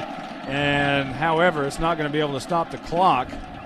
On the catch for McKinney is going to be Nick Stardy, but 7 seconds are on the clock here. McKinney's going to take a timeout. We're going to take a quick one, too. Back in a moment on 97.5 KLAK. 7 seconds before half. 14-0, McKinney North in the lead. Shotgun formation for Alcorn. He has pass caught at the 35-yard line by Daniel Brash, but that's going to be the end of the second quarter, and it's halftime at the third annual Crosstown Showdown. McKinney North in the lead, 14-0 on what has been known now as Ron Poe Day, officially named by the Chamber of Commerce by the city of McKinney, and have dedicated the stadium to Coach Ron Poe, former Coach Ron Poe. But the big story tonight, 14-0, McKinney North in the lead, and Eddie Morgan's got to really feel terrible about that second touchdown anyway. And can a second touchdown like that right before the half do damage? And actually, I think John Leidy's trying to track down Coach Pratt. Well, I thought he had him for a minute. And now John's making his way up here, I believe. So I guess you're not talking. So 14-0, McKinney North in the lead here. We're going to try and get Coach Ron Poe to come on with us here in just a few minutes. 14-0, North in the lead. Back in a moment on 97.5 KLAK. Welcome back to Ron Poe Stadium. Not John Leidy or Brandon Helms. Monty Walker here, and it's an honor for me because here at Ron Poe Stadium we're actually talking to legendary head coach Ron Poe, and welcome back to McKinney, first of all. Thank you, Bob. You've had a wonderful day, haven't you? It has been a great day. It has been a great day. They've done everything above and beyond what I expected. Were you expecting to have the city actually name it Ron Poe Day today? No, I did not. And he even read a proclamation from the governor. That surprised me. So it was great. Well, you've seen a lot here in McKinney over the years. As a matter of fact, when this was grass, you actually mowed the grass here at Ron Poe Stadium. I tell you what, I started off in the early 70s, and we had one little tractor that we mowed it with. I think it was a 30-something inch, and it broke down, a riding tractor, so I mowed it with my home mower, which is a stand-behind push 21-inch mower. So I put a lot of work on the field, yes. You've also seen obviously the press box here that we're sitting in is tremendous. We've actually flipped sides a couple of times here at this stadium. Talk about the way this stadium has progressed over the years. Well, for the years that when I first came here, this side, the east side, was the home side. And in 72, I believe it was, our superintendent at that time, who was Jack Faulkner, a great superintendent, decided to move the home stands on the other side, the west side, where the press box was. Well, the fans, after sitting in these stands on the east side, who has the metal underneath girding on it, they revolted. The superintendent told me at that time that's as close as he ever come to getting fired. So we moved back over here the following year. So this was the home side. Even though the press box was on the other side, the home side was on the east side. Your first year, 1971, first game actually September 10th of 71 against Duncanville. You won that game. Do you remember anything about that one? No, no. I really don't. And when we played Duncanville back in those years, that was pretty well a win. We felt like that was a win. We played Duncanville. So scheduling is a part of your success. You got to know how to schedule also. Now, you talked about coming over here during the luncheon today about Scott Johnson and what brought you to McKinney. Kind of repeat that for our crowd if you can. Scott Johnson was the superintendent, the head coach at that time, and he'd called me the year before in 1969 to come over as his defensive coordinator, and I planned to do it, and the superintendent at Greenville called me in and didn't want me to leave. I think it was because my wife was his secretary at the time, but didn't want me to leave, and he offered me an administrative job there in McKinney, and I became the assistant principal, one of them at McKinney High School. And I don't know whether this was luck or bad. It was bad luck because the principal had a heart attack about midterm, and I became the principal of Greenville High School, and I was 26 years old and didn't know what I was doing, but I enjoyed it. Had a great bunch of teachers that got me through the year, and it was a successful year. And I enjoyed administration, but God didn't call me to that. He called me to be a coach. So Scott Johnson, luckily, called me back that year in 1970, so I still got that spot open if you want it. And I said, Scott, if you'll hang that phone up real slow, I'll be over there before it hits the hook. So I came over and never asked him how much salary, anything, said I'm coming, and came to McKinney in 1970 and served under Scott Johnson 1 year as his defensive coordinator. He went into administration the following year. The school board named me the head coach. Well, we can't leave without talking about the 1979 state championship team. What was special about that team? Had a bunch of special players on that team and had some talent. The first year that we'd had a bunch of kids had come all the way through, and we trained, and boy, they had good talent. And we started off the year ranked number 1 team in the state of Texas, and we lost 3 out of our first 5 games. We had 8 starters injured at one time, and it looked very dismal. We just got beat that 5th ball game, I believe, by Lancaster, who had never beaten us before. We're sitting on the bus, getting ready to get off, and Jamie Harris, a little wide receiver and defensive back who went on to fame at Texas Tech and played pro ball, come and put his arm around me on the bus, and I was dejected. He said, Coach, don't worry about it. We promised you a state championship. We will win it.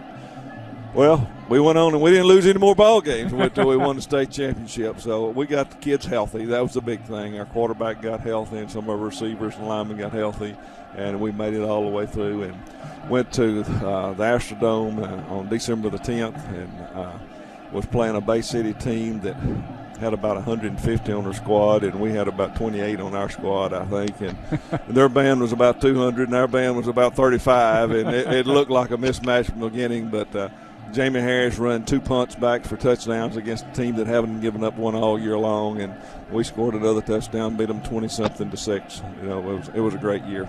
Talk about the 86 team. 20 years ago, they also made a dance to the state finals. Came up a little bit short, but talk about that team. And again, you win big because you have good athletes, and we had some great athletes that year. Randy Simmons was one of the best running backs that the state of Texas had seen at that time, and did a tremendous job. And we had other players that were good. We had a good quarterback. We had good receivers, and we just made a good run at it. We were undefeated till the state championship game and got beat in the state championship game.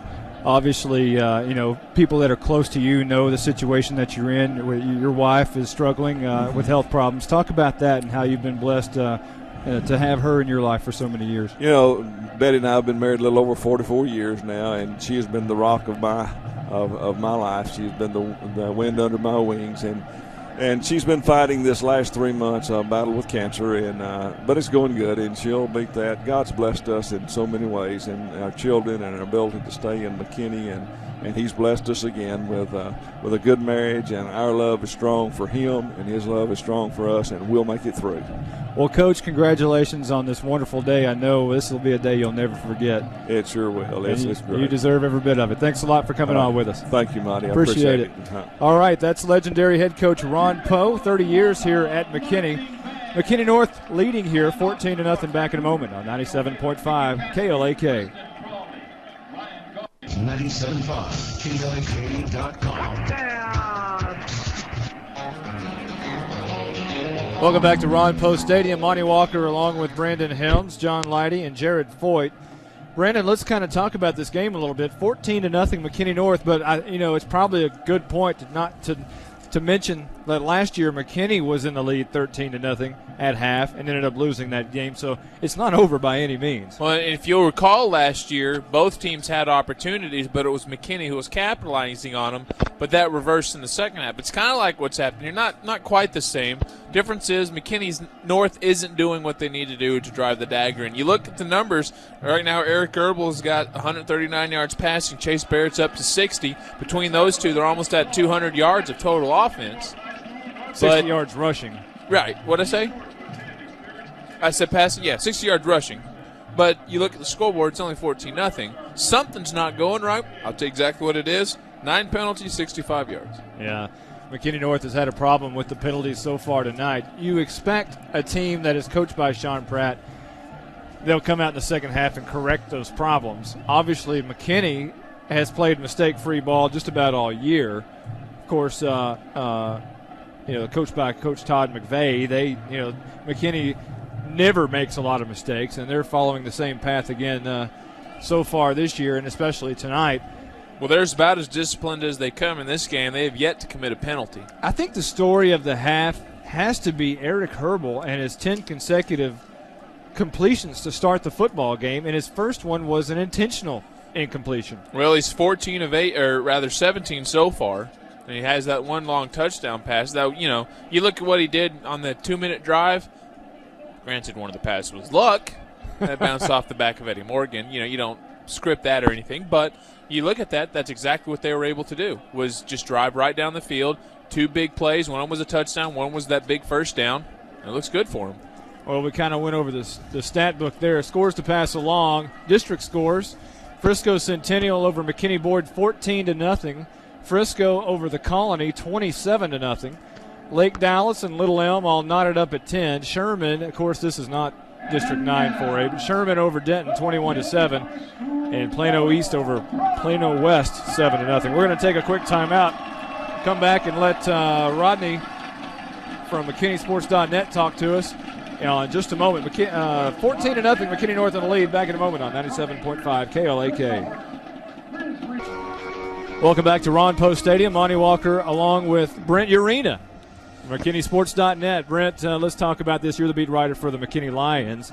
Obviously down 14-0 here at the half. I think you have to be happy, though, with overall performance, don't you? Yeah, I definitely think you got to be happy if you're the Lions at halftime right now. I mean, you would have felt a lot better if it was 7-0 without that Eric Herbel nice pass to Blake Mooney to put you down 14-0. But still, you got to be pretty happy. You just got to hope they don't feed the ball too much to Chase and kill the clock. And he's going to get his 150, 170 yards probably. So they just got to hope they can contain him.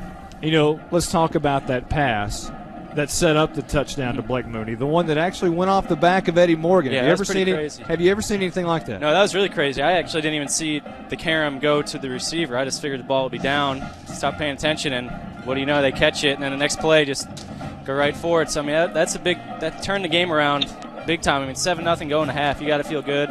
And McKinney tried to do that one trick play earlier. I figured they do more trick plays, try to break the North defense, which has just been dominant. But maybe they could get something going in the second half. What has surprised you the most so far tonight? I'd say North's penalties. I mean, they've got 8 penalties, I think, for 60 yards. McKinney has 0. So that's a big surprise. And I'd say, honestly, the score kind of surprises me too. I was thinking North would probably be up a little bit more. I also thought McKinney would be able to score. But that's probably the two biggest surprises so far. And I think one surprise for me might be the running game for McKinney. It really hasn't been able to be established yet. Yeah, there's been no running game. In that first possession, Calvin Maxwell had 8-yard run, 3-yard run, got a first down. Other than that, there's been nothing. I think they're eyeing Eddie Morgan. He's getting like 2 yards per carry maybe. But that's North's defense. I mean, they haven't been letting up many points, something like 6-7 points a game they're letting up. So. All right, that's Brent Urena, the beat writer for the McKinney Lions on McKinneySports.net. We'll hand it over to his partner in crime over there, Rodney Williams, who covers the McKinney North Bulldogs on McKinneySports.net. Rodney, you guys are tossing back and forth tonight on the scoreboard. Who's in charge tonight on the scoreboard? That would be Brent. Brent's in charge of the scoreboard. We're going to let him handle up on that. Well, if you're wondering what the scoreboard is, it's on McKinneySports.net. You can go right now and actually see the scoreboard. It will say 14-0 McKinney North in the lead. And why is that, Rodney? That's because North is playing North football. You know, it's a typical slow first quarter for them. They always seem to start slow out of the gate against, better teams. But, it's typical. The big throw, Barrett's hammering the ball on the field. I mean, it's just the same thing every week. It's, close to perfection. And one thing that has not been to perfection that Brent pointed out is the penalties for McKinney North. That's somewhat uncharacteristic of this team, isn't it? It's a fly in the ointment. I mean, they started off the season getting 10 penalties. They kind of clipped that the next few weeks, and then against the Crosstown rival, they're back at it. I don't know what the explanation for that is. Pratt doesn't seem to know what the explanation for that is. So, other than that, same old Eric Herbal started out 10 for 10, huh? Yeah, yeah, he's Eric Herbal. I mean, he throws a great ball. He throws a great deep ball. He'll tell you he prides himself on that. Except for the odd ball caroming off of Eddie Morgan's back, it's been pretty much according to plan. That has to be the craziest play, obviously, of the night, but that may be the craziest play of the season. I don't know. If I were McKinney, that would really bother me. That's kind of a backbreaker. That's one of the few good shots they've had. No pun intended. Yeah, right. Eddie Morgan's got to be disappointed with that, but I think overall McKinney's probably got to be happy with their performance. Only down 14-0 in a game which many thought they'd be down quite a bit. Yeah, I mean, I think coming in, I don't know, they didn't seem as pumped up on the field as North did. I think certainly they knew this was going to be a tough game. And, maybe in the locker room now, I'm sure McVay's telling them, we're not out of this. The road team has won every year. Every year. And tonight, North is the road team. So certainly looks like that chain's not going to be broken. However, we do want to mention that McKinney was up 13-0 last year at the half, and McKinney North came back and won. McKinney North in the lead here, 14-0 at half. We'll be back in a moment with more MISD football on 97.5 KLAK.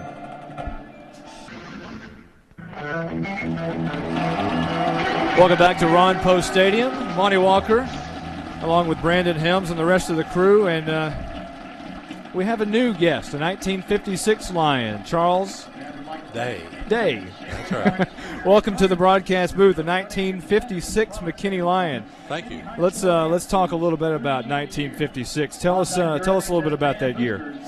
Well, 1956 started out being a year of promise, and the 2 years prior to that, our team had lost every game for 2 years. As a matter of fact, we had players who had not won a game in 3 years there, and we didn't know what we could do, how good we could be, and stepped out on the field, and lo and behold, won a game.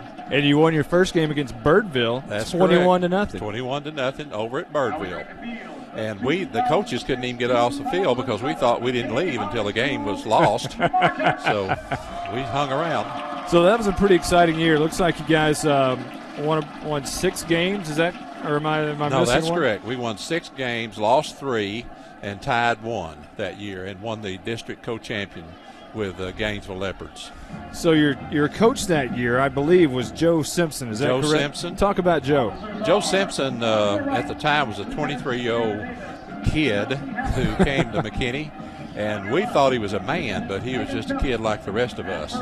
And he related well, as did Charlie Qualls and Tommy Gray, and they got the best out of that group of boys that could be had. You guys lost 7-6 in that last football game over against Gainesville at Newsom Stadium. That's correct. That had to be probably the heartbreaking loss, I would imagine. Well, it still brings chill bumps to me today to have lost that game. All we had to do was tie it or win it, and we scored on the last play of the game with no time remaining. And our end, Don Wharton, who made All-State that year, had kicked and won 4 games for us by 1 point. And we lined up, kicked it, and it was blocked. Oh, no. And it was the most heartbreaking experience I've ever had. Well, this new facility, this is not a new stadium by any means, put up in 1962, but it is you wouldn't be able to know it by looking at it. It is brand new facilities. The press box and everything is tremendous. You played at Old Newsom Stadium. Talk about the differences. Talk about that stadium. Well, Newsom Stadium was a humpback field with grass, and they went in and they plowed it with a disc every year to turn the soil over and then let the grass grow back over it if it would. And you could literally roll from the center of the field to the sidelines. It was that much of a slope. The stands were probably a third of what you see across the field here with the North people sitting in. We had maybe 2,000-3,000 people show up, but it was a heyday then. People were starved for victories, and we started winning and people started showing up. It was a big boost for the community. What's the biggest difference that you see in high school football today compared to 1956? That's hard to say. I was counting tonight on the North squad over there. They've got like 50-some-odd players. We had 25. And our guys, we went both ways, offense, defense. We called our own plays. The coaches, I told Coach Simpson today, I said, Coach, I don't know what y'all were doing on the sideline. We called our own plays. We did our own defense. And he kind of chuckled. I think he was, thought it was funny. So 50 years, the anniversary of the 1956 Lions. How often do you guys get together? We have a group of core group of about 10 or 12 guys that get together probably once every 3 months for lunch. And this is our second big meeting in the last 3 years. We got together 3 years ago and did some work. But this is our big year, our 50th year, and we're really excited about it. And Mr. Gehringer has been so helpful and so courteous and gracious to have us out here. We really appreciate it. Even have uniforms with names on the back and everything else. Yeah, with our pads on. If you notice, we have our pads on as well. A few extra pounds since 1956, That's I presume. Right. All right. Well, Mr. Day, we sure appreciate having you on, and say hello to the rest of the 1956 Lions Thanks for us. for having us. All right, thanks a lot. 14-0, McKinney North in the lead here at half. Back in a moment on 97.5 KLAK. Trash talk is good in rivalries, obviously. And here is McKinney going to kick off. We're underway here in the second half, and just as we started the game with a flag on the kickoff, we're going to start the second half the same way. So here we are, underway in the second half, 14-0, McKinney North in the lead. And we have our last year's super secret spotter guy making his way in the booth with us. We still won't reveal his name. Yeah, but he's been replaced. We don't need him anymore. By our not-so-super-secret spotter guy, Jared Foyt. But it's always good to get the super secret in here. He always makes the atmosphere a little bit better. By the way, Monty, that last kick out of bounds, the first penalty for the Lions in this game. You compare that to North's 8. It's a huge swing in yardage. North dominating in total yardage. Those penalties help make some of that up. Well, we'll back this one up and tee it up from the 35-yard line. And the kick will be a high pooch kick, going to be taken at the 35-yard line up to the 45, down near midfield, and down at the midfield stripe goes Marquise Millard Sims, who receives that football. And McKinney North, here we go again with the field position game, starting up in a great situation right at midfield. So often the kicking game's overlooked, but in my mind it makes for one of the most important parts of the game, because if you can do the field position, if you look at it, North has had a touchback before. That's 30 yards in field position difference. It's not going to go in the stats, but I don't know. If you don't have a good kicking game, you're already behind the 8 ball, as you see with McKinney starting the North offense out at their 50. Shotgun formation. Barrett goes in motion to the left side, gets the handoff, cuts it back out, 45, look out, 40, 35, trying to get a block outside, does, 30, 25, down to the 20-yard line, and just like that, McKinney North storms out of the gate. Andy Martinet comes up and makes the stop for McKinney, which probably saved the touchdown because Chase Barrett was shot out of a cannon. 29-yard gain already at that 29 yards and a half puts him at 89 for the game. And he's only done that on 9 carries. He's got a great yards per carry average, almost 10 for the game, but he does it because he gets a lot of good blocks like you saw downfield. A receiver getting him an extra 10 yards. 14-0, North on top. Handoff to Barrett once again, running right guard this time, slung by his jersey down to the turf inside the 10 to the 9-yard line. And what we call 5-yard Barrett actually gets 6 there on first down. It'll be 2nd down and 4 with 11:21 left to go. Third quarter just underway in the second half. 14-0, North on top. Almost thought we had a face mask, but instead it was a jersey. His body swung around, although it's not dangerous to swing the body around as it is to swing that head. So that's it was a good. See, it wasn't a penalty. Mooney comes near side, handoff Barrett again over the center and up over end at the 5-yard line. Another first down for Chase Barrett and McKinney North, and they're moving the ball at will. Wow. The ball will be spotted at the 6. So far, 4 plays, or actually 3 plays for McKinney North. All rushes. And they've already gone 44 yards. They need 6 more to go. That's been Barrett on 3 carries, 44 yards. You'll take that average any day. First down and goal for McKinney North, moving to the north end zone. Handoff Barrett, right tackle, cuts it inside, churning his feet. It's touchdown time in Texas for McKinney North. That was too easy, Monty, really. Too easy. The McKinney North crowd goes nuts on the far sideline as it's 20-0. North storms out of the halftime gate. And this may not be much of a football game very much longer if this continues to happen. Boy, if you were McKinney, you wanted a better start to the second half than that. As now they were lining up for 2 for the point after. Now they'll come on, and Kenny McGowan will be the holder here for Stephen Meyer for the extra point, trying to make it 21-0. 10:41 on the clock. Up 20-0 right now. The kick is up, and the kick is good. 21-0, McKinney North in the lead. 10:41 left to go in the second half, and the third quarter, rather. They're on Post Stadium. Monty Walker and Brandon Helms back in a moment on 97.5 KLAK. Welcome back to Ron Post Stadium. McKinney North on top, 21-0 after the 6-yard touchdown by Chase Barrett as McKinney North rumbles their way out of the second half gates. 4 plays, 50 yards, and a $1.19 off the clock brings our new score 21-0. Some scores to pass along. Frisco Centennial over McKinney Boyd, 14-0. The last scores that we have. Frisco over the Colony, 27-0. Lake Dallas and Little Elm all knotted up at 10 apiece. Sherman over Denton, 28-7, and Plano East over Plano West, 7-0. Here's Stephen Meyer, and the kickoff is going to be high, taken by Calvin Maxwell at the 10-yard line. Coming up the hash, makes one move and slung down, flag down at the 18-yard line.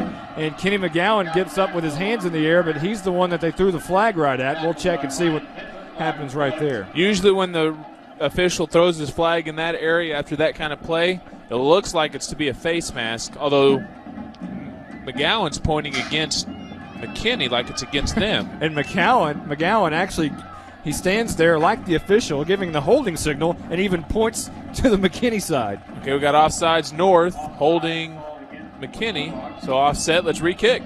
And official McGowan was correct, at least on half of that. Well, maybe he was offsides, who knows. John Leidy down on the sidelines. You got a good look at McKinney North coming out of the gates. I tell you what, you can't get more impressive than that. Hey, guys, that is very impressive. With that play to end the first half and this first drive in the second half, it's going to be a very challenging task for the McKinney Lions to try to get back into this game. All right, thank you very much, John Leidy. I tell you what, and keep in mind, and we talked about this at the half, McKinney was up last year 13-0 at the half, couldn't hold it. McKinney North came back. But it doesn't look like that will be the case here tonight, at least right now. Well, that was the thing. North was able to hold McKinney scoreless. A lot of it had to do with, like a missed field goal that we talked about, but a lot of it had to do with what they did on defense, and you're hoping, if you're the Lion fan, that they were able to do the same thing that happened to them last year, but that was an impressive drive. And McKinney North will fake the kick here once again. They'll line up now. And you've seen the pendulum swing on this thing. You've seen McKinney come in 2004 with McKinney North struggling. And then last year, McKinney obviously had their own struggles. Here's the kickoff. And it's going to be high. This one may even go out of bounds as it lands at the 8-yard line, and it goes out of bounds. So we may kick over again. Another scuffle with Kenny McGowan, and looks like Mitch McLenar at the 30-yard line, but they walk off to either side. But talking about that first year, McKinney had such a great football team and that great defense, Lorenzo Jones, David Jones, and Luke Swadley, and those J.D. guys Dowling. like that. And then McKinney North just trying to find themselves basically with Leonard Barbosa, and that offense didn't have much of a defense. Last year, you saw McKinney lose a lot of seniors, obviously dropped off quite a bit. Eric Herbal and Chase Barrett had more momentum, more experience, and they moved up a little bit, and that's exactly where they met. They met right there in the middle, 14-13 for the game last year. This year, Barrett and Herbal even more experience. McKinney may not have moved down, but they're still not at the same level that McKinney North is. Well, it's funny that you bring that up. McKinney's been known for their defensive prowess, but if you want to look at the area rankings, you look at team offense, McKinney's ranked 16th in the area of 3A schools. Their defense is not ranked at all. I mean, it's not often that you'll say that McKinney has a better offense than a defense, because that's what they've usually prided themselves on. But that's not the case this year, and it's not to say their defense has been bad. They're just giving up more yards than they normally do. But when you're 3-1, your defense is usually doing something. And now we'll try for the third time to kick off here at the 35-yard line. Stephen Meyer will boot this one away. A pretty good kick. Almost goes over the head of Maxwell, who catches it at the 12-yard line. Comes up the near hash once again and is gang tackled there at the 27-yard line. Kenny McGowan, who's all over the field, once again comes up and makes the stop here along with Kyle Dancy. And McKinney will set up shop at the 32-yard line, or 27 rather. Again, McKinney Lions will be moving right to left towards the south end zone here in the third quarter. Now, if you're McKinney, it's not imperative that you have to, but, man, you would sure feel better if your offense was able to put some yards down. Here's going to be a toss to Eddie Morgan up. Look out to the sideline, or actually to this midfield. And I'm all over myself because I didn't see the beginning of that play. Eddie Morgan got the toss, and really for the first time tonight, he ran up the hash and got a pretty good seam. For the first time Eddie Morgan's been able to find that seam. Yeah, you should give a lot of credit to the Bulldogs' defensive line, especially in particular the middle, Ruben Gonzalez, Brett Davis, and Ryan Selby-Carney. Well, McKinney's in a hurry here. They toss left side Eddie Morgan. He's going to be in trouble this time and actually probably lose a yard if he even got back to the line of scrimmage. Colt 45 comes up and makes the stop. It'll be second down and 10, and McKinney was in a hurry. Yeah, I couldn't even get my point across to how the middle of the Bulldog defensive line has been playing very well, which has limited what Eddie Morgan and company has been able to do. That was a gain of nothing. That means on 6 carries, Eddie Morgan has only 23 yards. Calvin Maxwell doing a hair better, 7 carries for 29. But other than that, there's been one guy, LaRon Washington, lose a yard. Speaking of LaRon Washington, he gets the ball here, gains about 4 yards. Ball comes out, but he would hit the turf first. It'll be about a 3-yard gain for LaRon Washington on that counter trap. And it'll bring up third down and 7 for McKinney. 9:30 left to go in the third quarter. McKinney North on top, 21-0. Right now, Zane Alcorn only has 31 yards passing. The rushing game is a total just over 50. The offense hasn't done much. It's going to make this third down very imperative. Besides, I mean, if you look at it, only 2 first downs for the McKinney offense in the first half. They would like to get one here. 3 receivers to the right side for McKinney. Alcorn wants to throw, fakes left, fakes right now, is in trouble behind the line of scrimmage and throws it away. He was under pressure and sacked by Rashad Robinson, and now a flag comes in. I think they're going to get him for intentional grounding, Brandon. Yeah, you got to get it across the line of scrimmage, and he was just throwing it. And he's got so far deep because he was trying to find a play, but there was just nothing available to him. So as he's being wrapped up, he throws it away. Problem is, you have to get it beyond the line of scrimmage, and that came nowhere close. He threw it toward the sideline. And at least McKinney was in a situation to punt it away and trap North deep a little bit. And now with the penalty, it's going to back McKinney way back, and they're going to have to punt to McKinney North, who's going to get the ball in great field position again. Well, it's going to be Gosh, to try to do quick math here, a turnaround of 18 yards. A sack plus the 5-yard penalty. So Alcorn will stand at his own 17-yard line to punt this one away to Brandon Dunn, who stands at his own 40. 9:01. High snap over Alcorn's head, and he has to go get it, and he kicks it into the end zone and out of the end zone. Well, it's still rolling, and now goes out. But what a smart play by Alcorn. Actually, no, it's not, because it's a penalty when you kick the ball. Well, McKinney North was about to recover the ball and could have picked it up and ran it in the end zone. So I think Alcorn did the right thing by actually putting that away. If they allow McKinney North to take over from where it is, I mean, it all comes down to you have to get that snap off. Be interesting to see. It's probably going to be an illegal touch. I'm just not sure what the penalty is on this one. I'm not sure if... I mean, if you want to be fair about it, you should take over from the spot of where they kicked it out of the end zone, which I think is what it had happened. Problem is, this is just not a common play. First of all, it's not common for a punter to have the snap sail over his head, and then when they do, it's not common for them to kick it after that. The officials are sorting this one out. And again, officials for tonight's game, Steve Smith, the referee, umpire Lee Smith, head linesman Tommy Gilliam, the line judge, Gary Land, and the back judge, Justin Pierce. And the back judge is the guy who had the best look at it. Justin Pierce is probably explaining what he saw. Well, I don't think it's a question of trying to explain what you saw. I mean, because it's fairly evident Zane kicked it. There may be some problem because it didn't go out of the end zone immediately, that it just bounced around a while before rolling out, if that counts as a kick. And then also, I mean, like I said, it's trying to figure out how you interpret this penalty. And officials are going to call a timeout here and talk it over. Yeah, because this is not an easy one. Again, is it a 5-yard foul? Is it a turnover from where the spot was? From where the ball was kicked, rather? Do they re-kick it after losing 15 yards? I mean, well, our retired super secret spotter guy is saying that it could be a safety. Well, it would be a safety if he kicked it out, but I think that's what they're saying. The referees, no, it's not a safety because you can't kick it out of bounds. Here's where North takes over, or is it a safety with penalty? I mean,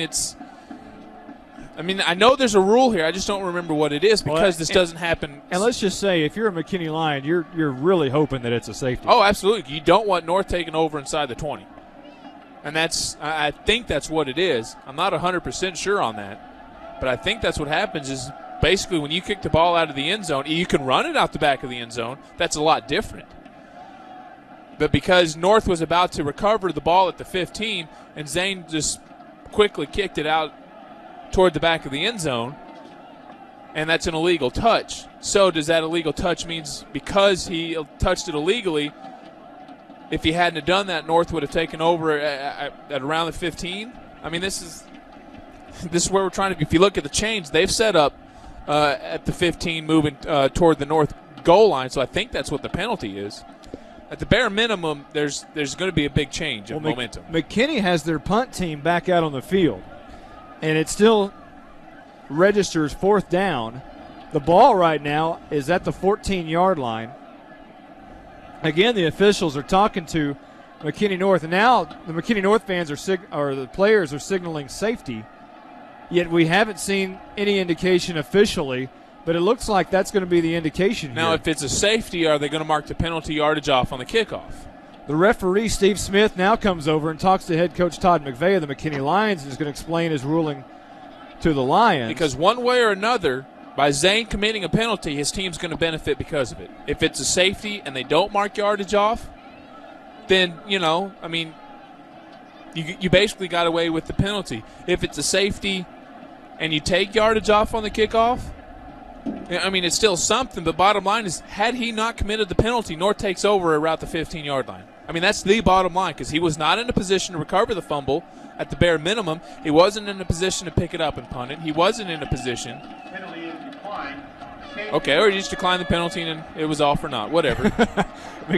All of that, and McKinney North declines the penalty and takes the safety. So 23-0, our new score. We're going to be back in a moment. 97.5 KLAK. Welcome back to Ron Post Stadium. Monty Walker along with Brandon Helms, Jarrett Voigt, John Leidy, and our super secret spotter guy from last year. Scores to pass along. McKinney Boyd getting beat by Frisco Centennial 24-0. Frisco over the Colony 34-7. Lake Dallas is trailing Little Elm 13-10. Right here it's 23-0 after the safety. McKinney North in the lead. 8:53 left to go here in the third quarter, and here's the kickoff by McKinney, and it's going to be taken at the 24-yard line by Chase Barrett, coming up to the 35, look at 40, crosses the 45 to the 46-yard line, and once again McKinney North has good field position. Well, normally on this point I talk about how they just dominated, but I want to go back to that penalty because they were talking either you take the penalty, which is a knockoff of 5 yards, and they get to re-kick, or it's a safety. I mean, it's essentially a meaningless penalty. You might as well not even throw the flag there because no one's ever going to say, you know what, we'll take the penalty, let's get worse field position and no points. I mean, that's a toothless penalty. Moving left to right is McKinney North. Chase Barrett comes back out at the tailback position, stands behind Eric Herbel and a little bit to his left. 8:47 left to go in the third quarter. 23-0, McKinney North on top. It's probably going to be a big dose of Chase Barrett here, and he runs over center right here to the 50, across into the Lions' territory to the 48-yard line, and right there, Chase Barrett, another 6 yards. I say this a little bit tongue-in-cheek, but right now the best thing for McKinney is not to get first downs because it stops the clock, or for McKinney North, rather, because it stops the clock. You know, it's good that Chase Barrett didn't get his 10-yard average is what he's got for a lot of part of this game, because now you've taken time off the clock. We haven't even gone through 4 minutes of the second half. We've already seen a touchdown and a safety. And unmistakably, or uncharacteristically, fast game here. We were really expecting to be kind of a long game tonight, but moving along pretty quick. Here's Chase Barrett, another big hole up to the right guard, and he's going to go down at the 45-yard line, just shy of the first down. So it'll be 3rd and 1 at the McKinney Lion 45-yard line. Again, I say this tongue-in-cheek, but it's almost that's what McKinney North should be doing, just to start taking the time off the clock to wind this one down, because right now the way their defense is playing, all they have to do is just take the time off the clock, just get 9 yards on the first 2 downs and get the next yard you need, stop the clock, and keep it going. Herbel will stand in shotgun formation. 2 receivers to the left, 1 to the right. Blake Mooney is split out wide right. Handoff Barrett, left guard, 45-40. Inside the 40 to the 37-yard line. And he's going to go down there after another 8-yard gain. 7:19 left to go in the third quarter. And McKinney North has shown all night long that they can do whatever they want to do on offense. Yeah, when you got a guy like Chase Barrett now, 15 carries, 126 yards, that shows you what he can do. If you want to think about it, he's not one of the best rushers in the area, but he's right up there. In terms of rushing, he is 7th in the Class 4A area. That's certainly going to help with this performance tonight. This is going to be Eric Herbel with a wide open gaping hole down to the 15 to the 10 and dives inside to the 10 to the 8-yard line. And Eric Herbel out of nowhere just tucks it on that option route, decided to keep it, and he had a wide open lane. They were looking at Chase Barrett and got Eric Herbel. Well, it's the second time they run the option to the visitor sideline, and it's the second time that Herbel's just kept it because everybody keys on Barrett. I mean, that's one of the best things about having a star running back is you can do things like that because while he's not going to be directly factored into the play, but because he's involved in the play in some way, the defense still keys on him and allows guys like Herbel just to showcase what he can do. Chase Barrett last year in this game had 25 carries for 170 yards and a touchdown. He's nearing that now. Shotgun, this is Barrett once again trying to find this near corner, has the 5, barrels his way down to the end zone, and he's going to be down at the 1-yard line. So close. He tried to run right over Prescott Mack, but Mack stood up and actually knocked him down just shy of the stripe. Barrett now obviously the all-time leading rusher in the series. It was Chris Wimbish, who combined in 2 years had 37 carries for 253 yards and 2 touchdowns. Barrett obviously he had 170 last year? He's at 203 this year. This is Barrett from 1 yard out, and he's into the end zone. It is touchdown time in Texas with 5:51 left to go in the third quarter. McKinney North just reached the 29-point barrier and looking for 30 here with this extra point. Well, not what I expected from McKinney to open the half. Thought there'd be a lot more enthusiasm than what we're seeing. Well, and it's one thing to have enthusiasm and to be a pretty good team, which McKinney is, but it's another thing to face the number 10 ranked team in the state in McKinney North, and they are proving every bit why they are ranked number 10 and maybe even etching closer to that number 1 spot pretty soon. Here is the extra point, and it's good. 30-0.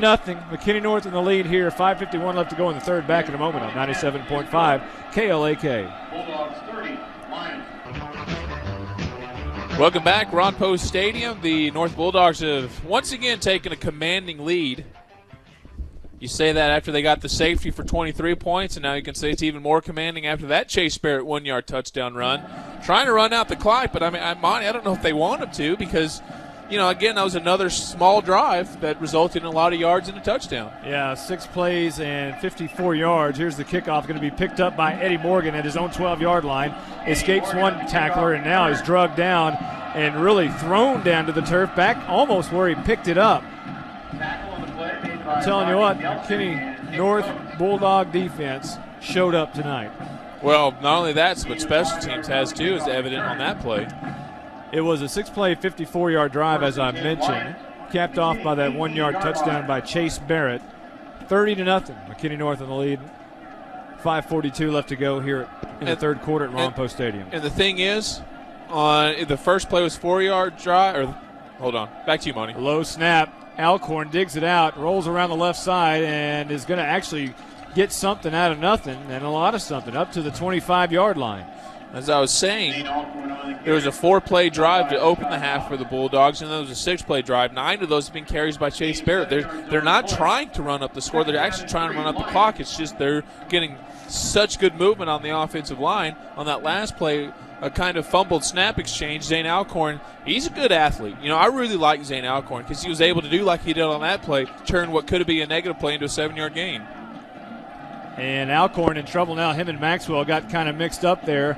And I'm telling you what, Brett Davis absolutely destroys Zane Alcorn at the end of that play at the 22-yard line. It's going to be a loss of a yard or so on the play. It'll be 3rd down and 5. Alcorn actually handed to the left side like Calvin Maxwell was about to be there to take it. Maxwell instead was on the right side of Alcorn, and at least Zane had the wherewithal to at least pick it up and run with it, move forward. At this point in the season, those are plays that should not be happening. The ball will be at the 23-yard line in McKinney territory. McKinney going to toss right side. That's Eddie Morgan, and this is his big play. He's got the first down at the 30 up to the 32-yard line and a flag down late behind the line of scrimmage. And Jared Foyt signals holding against McKinney. I think it might have been a face mask. Eddie Morgan but they're backing up, so it looks like Jared's right. It's unfortunate because it looked like Eddie Morgan got rolling there on that toss sweep, and we've seen that so much in the previous few games that Eddie Morgan really has had a lot of success on those toss sweeps, and we haven't seen that tonight. Well, and the thing is, that play is successful basically on one thing. The last guy on the line getting a seal block, allowing Morgan to use his speed. See, this is what I'm talking about. If you want to contrast the two styles here, you look at Eddie Morgan, he's a speed guy. You look at Chase Barrett, he's a quickness guy. Chase Barrett having a lot of success tonight because of his quickness. Eddie Morgan not. A lot of it has to do if you're a speed guy, you need your blockers to set up, whereas if you're a quickness guy, you can get around tacklers. They're going to place the ball here at the 14-yard line. From the McKinney 14-yard line. So it'll be 3rd down and 14 here for McKinney with 4:18 left to go in the third. 2 receivers to either side. Eddie Morgan in the backfield, and Alcorn wants to throw it. And he throws it down deep for Calvin Maxwell, who bumps into Brandon Dunn. No flag. They're going to say incidental contact. It'll be 4th down. I don't think that should be incidental contact. Dunn was not looking back at the ball. When you don't look back at the ball and there's contact, you should be flagged for it, as the rule is stated. Obviously, the McKinney Lions coaches are not real happy with that non-call. So it'll bring up 4th down and punt time once again for Zane Alcorn. You know, bottom line is, though, McKinney put themselves in that situation where they had to go for a long play. I mean, it didn't work out for them there, but, you know, at this point of the game, you have to play almost penalty-free football. You really do. Brandon Dunn will stand at his own 48-yard line. High snap once again. Alcorn brings it down, punts it away. A high spiraling punt that goes out of bounds, and McKinney North's in great position here once again. They're going to take over at the 38-yard line, if not closer, as the officials. I think a flag came out at the end of the play. That's usually an extracurricular kind of thing, especially when the punt goes out of bounds. Good Lord. And what was a very quick first half is turning into a very long third quarter. And that's the surprising thing. You look at the amount of penalties that North had in that first quarter, that generally is going to dictate a slower-paced game, especially with the style of offense North does with the run, get a lot of first downs, and passing a lot. Personal foul called against the Bulldogs. Now, the question is it going to be a post-possession foul? I imagine it will. No, it's not. It's going to be before the change of possession. North's penalty is going to give McKinney a chance at returning on offense. So, as you heard Mike Bruck, the PA announcer, it was a personal foul against the Bulldogs. And Brandon, you're correct. McKinney is going to get a new chance here. Instead of having to punt again, it's first down for McKinney. Well, the lesson here is if you're going to commit a foul, make sure it's post-possession. So the ball resting in between the 28 and the 29-yard line. McKinney still on their own side of the field. Send a man in motion, and LaRon Washington goes in motion, and they're going to call illegal procedure against McKinney, and here we go again, another flag. Well, the reason Zane Alcorn wasn't set, you can't have two backs in motion at the same time, and that's what was the case there. Once you get set, which LaRon Washington did, and your quarterback is not set and you move, that counts as two backs in motion. And I know McKinney Lions want to show off and look good in front of old Coach Ron Poe, but not looking good right here. Well, other than penalties. Alcorn hands off Eddie Morgan, who runs into his own defender, but he bounces outside, looks good, 40. Look out to the 50, and he's caught by Brandon Dunner. That would have been 6. That's a good-looking run by Eddie Morgan, and that's the shot in the arm that this Lion team needs, a nice gain of 31 yards. But again, it goes back to that penalty, and that's one thing where McKinney has done well is the penalty. Only 4 so far when you want to compare that with 10 for North, but they've come at inopportune times like it did on the drive before the North personal foul. They had a penalty after Eddie Morgan ran for a long one for a first down. That play looks pretty ugly starting out. Morgan bouncing off his own man, but it turned out pretty nicely. Alcorn fakes the hand, and he's going to throw it down the field, and David Grayson is all alone, but he overthrows him. Alcorn overshoots him. There is a flag behind the line of scrimmage, another personal foul. Roughing the quarterback. Against McKinney North. So now, not only sloppy on McKinney, but also McKinney North as well. Well, they've been sloppy all game. They're just getting sloppy here. The last 2 penalties have been 30 yards. Overall, that's the 11th McKinney North penalty, 95 yards. And that's starting to get to the point where you're going to allow McKinney back into this. That's too high. I mean, that's a lot of lost yardage. John Leidy down on the sidelines. John, real quick, talk to us. Yeah, guys, I got an explanation on that penalty on the punt that we'll get to in a little bit later. This drive here is getting sloppy on McKinney and McKinney North's part. I think it's just a little hot hits prevailing here that needs to be settled down. All right. Thank you very much, John. We'll talk about that punt in a moment. Eddie Morgan comes in. The ball will be spotted at the 30-yard line in McKinney North territory. And the end-around reverse to Calvin Maxwell, who has a lot of room trying to find that far corner. 25-20 and knocked down. And I'm not sure he got out of bounds. He did not. The clock will keep rolling. At the 26-yard line goes Calvin Maxwell, and McKinney will move the sticks here. 3:24 left in the third quarter. McKinney North on top, 30-0. Well, it's nice to see the offense not quitting. A 13-yard play, and it did look like he did get out of bounds to stop the clock a little slow, Monty. But he was able to get off to the far side, out of bounds after getting 13 yards. A nice job out there, and I didn't catch who the receiver was to give him proper credit, but he was able to keep his man engaged to allow Maxwell to go to the way on the side he wanted to. Ball at the 17. Alcorn's going to fake the hand. He's going to toss the option to Maxwell, who did not get the block he needed from Daniel Brash, and he's going to be knocked down by Kenny McGowan at the 20-yard line. They'll give him forward progress to about the 17, which was the original line of scrimmage. But he was really looking for that block by Daniel Brash and didn't get it. And the option is very much predicated on not only the receiver but also the end lineman, whether it be the tackle or the tight end, engaging their block, because if you can get those two, that allows the quarterback to make the option. If he goes for the pitch man, he should have a clear lane. If he goes for the quarterback, he pitches out, he has a clear lane. Alcorn's going to toss left side. That's Eddie Morgan. He's looking for the 15, cuts it inside and brought down there after about a 3 or 4 yard gain. Coming off the pile for McKinney North is going to be Rashad Robinson. And now, maybe too little too late, but Eddie Morgan looks like they're finally going to that toss sweep look for Eddie Morgan. And it may be just the fact that they brought it out a little too late. Yeah, if you're starting to run the ball and you're down 30 with a little over a quarter left, you're going to have to get large chunks at a time, and I'm not sure that they're going to be able to do that consistently with the way this North defense is played. So that means you're going to have to start airing it out, and as we all know, that's not the Lions' strength. Matt Reapin split out wide to the right side. Alcorn wants to throw, has all the time in the world, fires it down the field, and it's caught at the 4-yard line. A great catch coming across the middle is Greg Miller. Miller came in with 2 catches and 38 yards on the year. His third one's a pretty big one there, down to the 3-yard line. And you have to give the offensive line all the credit there. Alcorn had 5-6 seconds in the pocket to look around, find his man, Sean O'Neill, Alex Vandenbush, Bake Lee, Joe Areola, Colin Barr, and others. Well, that's one of credit. That's the pattern that requires a lot of time, because you have to run the receiver across the field. This is going to be a handoff up the middle, and it is touchdown time in Texas for the McKinney Lions. They're on the board. Eddie Morgan. Morgan, his first touchdown tonight, obviously. 1:18 left to go in the third quarter. And McKinney North on top 30-6, awaiting the PAT here. All right, this is really the second or third time that a North penalty has come back to hurt them. They did that on their first drive, and then they missed a field goal later. But this one directly led to points going the other way.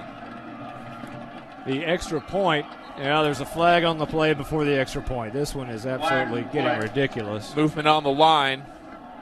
Send the Lions back 5 yards. In to do the kicking for McKinney is Joey Bernard, the junior from the soccer team, and he will now tee it up from the 15-yard line, which would in effect be a 25-yard extra point. The holder is Alcorn. The snap is back. It's on the tee. The kick is up, and this kick looks pretty good. Was that a real kick we saw? Nice. 30-7 now. McKinney North in the lead. 1:18 left to go in the third quarter. Back in a moment on 97.5 KLAK.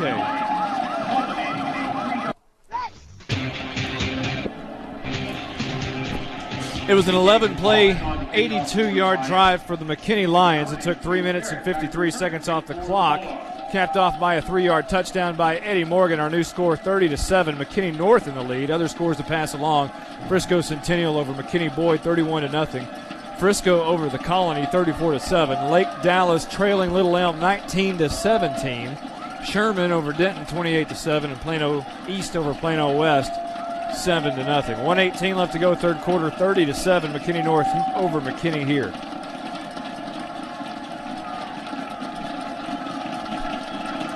And McKinney will kick off from their own 40-yard line, and this is going to be a high kick towards the back of towards the 5-yard line, rather, taken by Chase Barrett.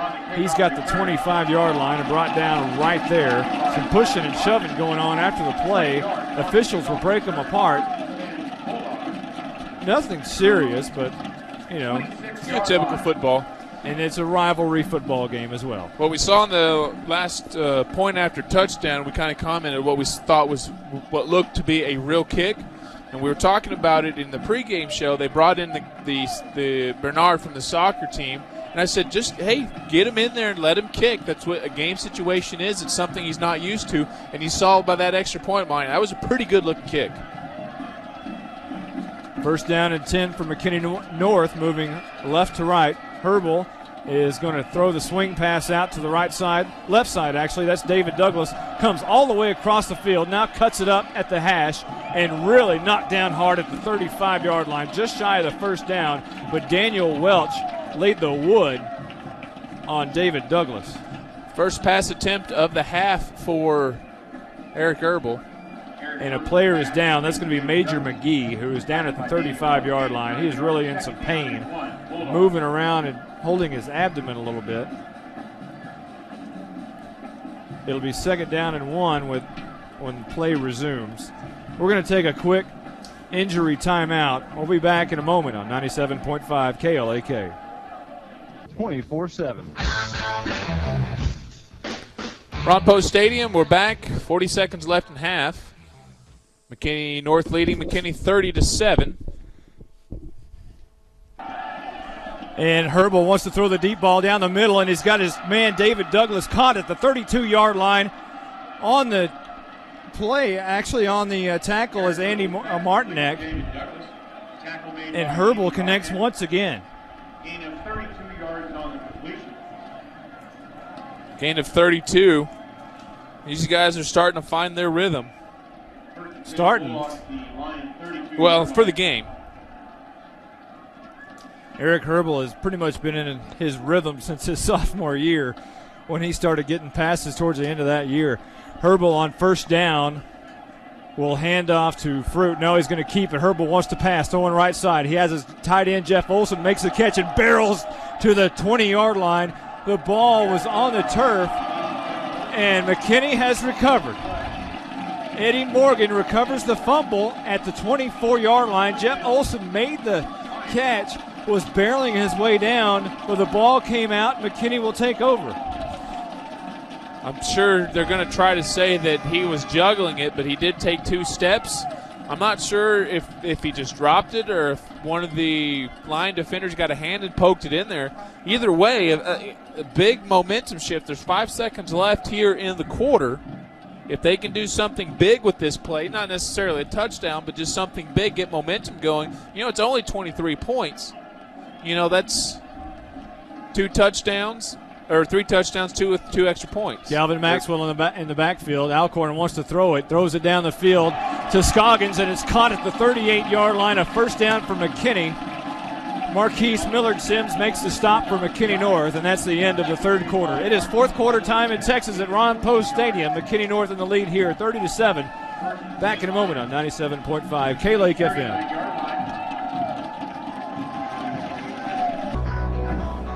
Welcome back to Ron Post Stadium. Monty Walker along with Brandon Helms, Jarrett Foyt, and John Leidy. It is fourth quarter time in Texas. McKinney North leading here 30-7. John Leidy down on the sidelines. We're going to talk to you right after this play as McKinney will start the fourth quarter at their own 39-yard line, down 30-7. Alcorn fumbles the snap, and McKinney North may have this one. No indication yet, and I believe McKinney got back on it. It'll be second down and probably a yard loss there. So back at the 38. And I promise we talk to John Leidy, and let's do that. Yeah, guys, on that play right there, it was just a fumble between the quarterback and the center, and Washington got back on the ball. My question is, and maybe y'all have a better view up there, the fumble by Jeff Olson rolled out of bounds, but yet they gave it to McKinney Lions. I'm not really sure. I kind of question that ruling, but there may be a rule that I don't know about that y'all do. That's the old McKinney North coming out in you, John. Here's Alcorn back to pass, throwing down the field, and it's intercepted at the 38-yard line by Kenny McGowan. And McGowan, who made the big play last year, makes the big play again this year. 30-7, McKinney North in the lead, and McGowan comes up big with that pick. And McKinney North will take over at their own 43-yard line with 11:15 left to go in this game.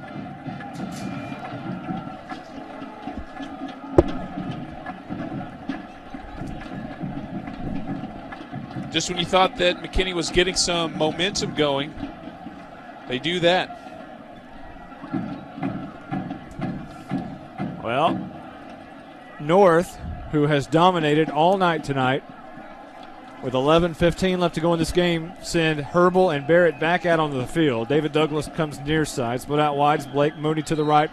Flag comes down, and I believe that's going to be delay of game, and it is, as the play clock was all the way down. Eric Herbal puts his palms up in the air asking, hey, what happened there? He's talking to the official now, and the official said y'all took too long in the third quarter. We got to make up time. And I'm sure that's not it, but it's probably not it. However, McKinney North will now have the ball at the 37-yard line.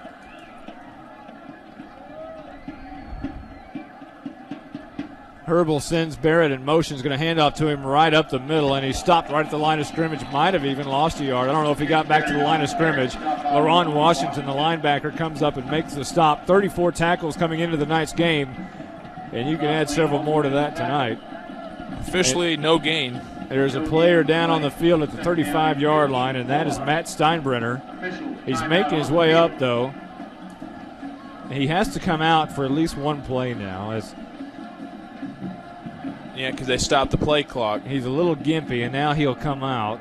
And he's walking under his own power, but that's not walking very good. Well, he's limping on his either left ankle or left leg in some fashion. Looks a lot like the ankle, judging how he's favoring it. So the ball at the 37-yard line. Moving right to left is McKinney North. They lead 30-7. Just under 11 minutes left to go in this game. It'll be second down and 15. Herbal in shotgun formation. Two receivers to the near side. He wants to throw. Drops back 3 steps, looking over for David Douglas, and what a timing route that was. 50, 45 down the sidelines and pushed out of bounds. And I tell you what, that was beautiful. David Douglas ran his route, turned around, and the ball was right in his face, and he caught it and turned around and got the first down. Or actually, he came up a little bit short of the first. But I tell you what, that was pretty. Well, we mentioned earlier how this is a timing offense. When on one play they missed their timing, and that shows you just how much these two work together, because that's not a pass you're able to throw overnight. That takes a lot of practice to do that together. Eric Herbal will have Douglas to the near side, looks at him again, throws it. It's caught, first down, 45, spins his way down to the 42-yard line. So again, nothing real fancy for McKinney North, but they just keep moving the sticks. Nice timing routes, nice quick hooks, things like that. And then if you really need some muscle yardage, you just hand it off to Chase Barrett. Well, that broke the century mark for Douglas in receiving yards. He may have supplanted Kenny McGowan in this series. Herbal will hand off Barrett, right tackle, trying to find that far corner. 40, 35, look out, 30, 25, 20, does he have the speed? 10, 5, it's touchdown time in Texas for Chase Barrett. A 42-yard touchdown run for Chase Barrett, and that will absolutely put the icing on this puppy. 36-7, awaiting the PAT. Yeah, McKinney now definitely behind the 8 ball, no question about it. And I don't know if their offense has the ability to put a lot of points on the board quickly, and judging by the way the defense is played, makes you wonder if in that amount of time, too, they'd be able to get some turnovers and get some stops. Unbelievable. 4 plays, 73-yard drive. You know, and I tell you what, that didn't even take a minute off the clock. And they're trying to run down the clock. Electrifying 42-yard touchdown run. There's a timeout on the field. We'll take one, too. Back in a moment on 97.5 KLAK. Stephen Meyer's extra point is good. It looked like it might not have been, but it is. 37-7, McKinney North in the lead here. That was a 4-play, 73-yard drive. Took less than a minute off the clock. And Chase Barrett capped it with that 42-yard electrifying touchdown run. Other scores to pass along. Frisco Centennial in 9-4A over McKinney Boyd, 31-7. Also Frisco over the Colony, 34-7. None of these are finals that we know about. Lake Dallas has taken the lead over Little Elm, 25-19. Other scores in other districts: Sherman over Denton, 35-14. And the last score we had was Plano East over Plano West 7-0, but I bet that one has a different score by this point. Well, Gene gave me another score. I just don't remember what it was. So again, thanks so much up here. Jared Foyt doing a fantastic job spotting and keeping score updates and running the mini disc. I tell you what, a wonderful addition to our broadcast, which already includes the wonderful John Leidy. And John Leidy on the sidelines talk to us. Yeah, guys, let's try to cover that penalty real quick. The flag was thrown because Zane Alcorn kicked it away from the McKinney North defender. That's what the ruling on the field was. We said that. All right. John, thank you very much. I was just clarifying. Oh, okay. Thank you, John. John's investigative reporting tonight. 10:26 left to go in this game. 37-7. McKinney North in the lead. Brandon? It's been subpar to what we've seen from his investigative reportings in previous games. We need better than that, John. Here's Stephen Meyer's kick. It's a very high pooch kick, going to be taken it bounces at the 18-yard line. Somebody better pick it up. And Calvin Maxwell does, and he's on the move, and he's knocked down at the 35-yard line. A nice saving tackle there by the kicker, Stephen Meyer. Calvin Maxwell was shot out of a cannon and gone if it wasn't for Meyer. Yeah, I mentioned I don't know if their offense has the ability to score fast, which is why it would have been imperative if their special teams could have been able to put a quick 7 on the board. Because I think right now, if they're going to make any attempt at a comeback, special teams has to be involved. We're going to at least see an onside of some kind if they're able to score again, I would imagine.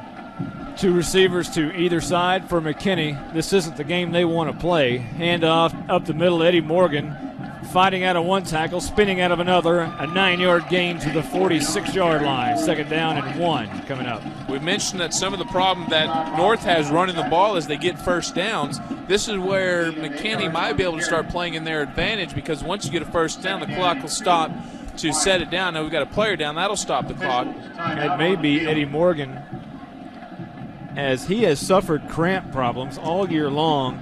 He's going through a little bit of dehydration through every game. They keep trying to give him more water. And, week after week after week, he has these issues. And at some point, you just have to break down and just drink water after every series. And I'm pretty sure they would do that. And Morgan is up and making his way over to the sideline now, and no indication, no limp or anything like that. He may have just had the wind knocked out of him for a second. Possible, or they may be actually doing something. Let's stop the clock. Sit down just a minute. Let's get that stop clock. We'll get the play in. I mean, that's not a bad strategy. You're not within 2 minutes, so you won't be charged a timeout. I'm not saying they're doing that. I'm just thinking out loud. Because now, look, the play's ready to go, and we're still at 10 minutes. David Grayson comes near side. Zane Alcorn's going to toss right side. Calvin Maxwell has the first down and more. Look out to the 50 and crosses to the 47-yard line. For a moment, I thought he was going to be able to break that one. Brandon Dunn makes a stop for McKinney North. Under 10 minutes now, 9:55 on the clock, 37-7. McKinney North in the lead over McKinney here. Scoring changes that we have. Frisco Centennial now leading Boyd 41-14. Yikes. It's going to be a tough year for Boyd, I think. But again, no seniors. 2 receivers either side. Hand off. Calvin Maxwell, another big hole, 40-35. Breaks one tackle, spins out of another to the 28-yard line. And Calvin Maxwell here late in this football game looks pretty good. This offensive line looks pretty good. Just a 22-yard gain there, but that's what I was trying to make mention earlier, but they're hustling. If McKinney, like I said, this doesn't play in their favor, having to get a lot of yards quick and a lot of points, but if you can get first downs, just start churning them out, that'll keep the clock stopped. I expect them to get a play in here relatively soon because they need to take advantage of that, of the clock stopped. McKinney down by 30. He really needs to be on the move here. They're at the McKinney North 25-yard line. This is going to be a handoff up the middle. Calvin Maxwell stopped inside the 25 to the 24-yard line. It'll be 2nd down and 9 coming up. Well, also one thing that you're going to have to kind of treat this as is you still have a lot of district ball games left. This is only the second one of the year, so this is a good chance to start hammering some things out against a good defense. This is actually a good chance just to run your base offense, and try to get some things worked out. I don't want to say it's a foregone conclusion of who's going to win this, but when you're down 37-7 with 8.5 left, working on fundamentals isn't a bad idea. 2 receivers to either side. Shotgun. Alcorn's going to hand up the middle, and that is Eddie Morgan back into the game, down to the 20, down to the 18-yard line. It'll bring up 3rd down and probably 4, and a crucial 4. Kenny Alexander comes up and makes the stop. And, this is going to be a crucial 3rd down for McKinney, and I think it's probably a 4-down situation for McKinney at this point. Well, it just depends on what you're trying to accomplish. Again, like I say, work on fundamentals. This may be a chance where you say, okay, let's see what we do in a situation where we need to get a 1st down on a 4th down try. Nick Stardy goes out wide left along with Greg Miller. High snap goes way over Alcorn's head back to the 40-yard line. He's going to fall on it, and I'm not sure he got on it. Nope. McKinney North is going to take over at the 46-yard line. They recover the fumble. That snap goes all the way back almost to midfield. What's going on? I mean, that's, like I say, we're not too deep in the season. We're close to halfway. You got to have these snaps figured out. This is something you expect to see in the first 3, maybe 4 games. But by now, in district, when it counts, you can't afford to make mistakes like that. The coach is talking to Bake Lee, wondering what happened there, and Bake just shakes his head.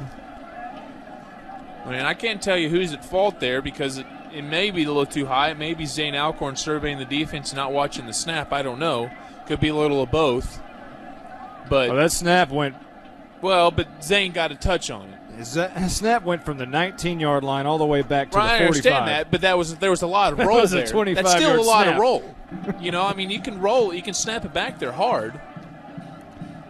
Herbal is going to send 2 receivers out to the left side. He's going to fake the hand to Fruit. Throwing it down the middle now. He has to tuck it and run. He's got a great block out in front, pushes one blocker out away from him, and goes down to the 40-yard line. He had a block out there. Tyler Rogers comes up and makes a stop for McKinney. He had a blocker out there. I believe it might have been Mooney. He kind of pushed Mooney aside, told him to get out of the way. He had better things to do, like pick up a 1st down, and he did. Man, looked like it would have been good for McKinney. They got a lot of rush in there. We're almost to the birds of sacking him, but they got too much penetration and left open field ahead of Verbal. And he's a smart quarterback. He'll take it and run, and that's what happened. Fruit Cole in the backfield instead of Chase Barrett. New players into the game now, except for Herbal, who stays in at quarterback. He's going to hand off Fruit. Big hole at the left tackle. Look out, 20, 15, 10. It is almost touchdown time for Fruit, but he's going to be down at the 2-yard line. Daniel Brash saves the tackle, or that would have been a very fruity moment for McKinney North. You're better than that. You really are. Fruit Cole has the name we were told. His name is Charles Cole, but we were told his name is Fruit, and it has been ever since he was a little kid. And it was because when he was a kid, he used to eat Fruit Loops by the box. So his family just started calling him Fruit. And they actually spell it F-R-O-O-T. So Fruit Cole will stand in the backfield here. 1 yard out from a touchdown. He's going to get the handoff, and he's going to go into the end zone. And there's a flag on the play, so we may have to wait for our Fruit down.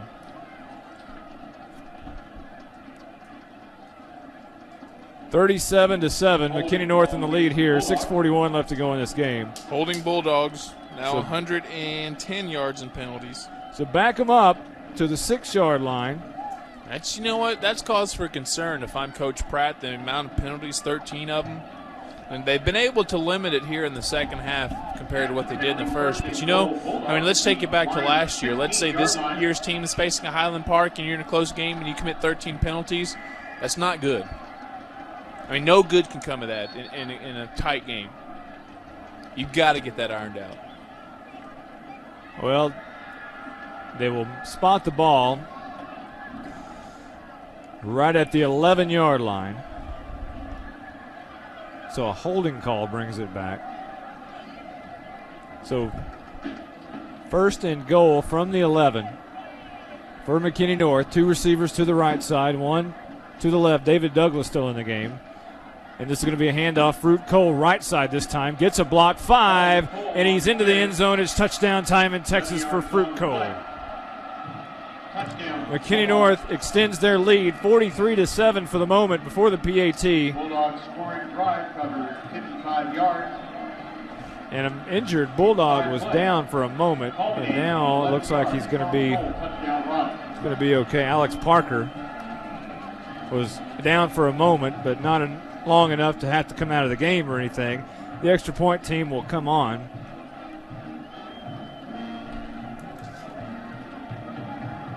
Stephen Meyer on to attempt the extra point.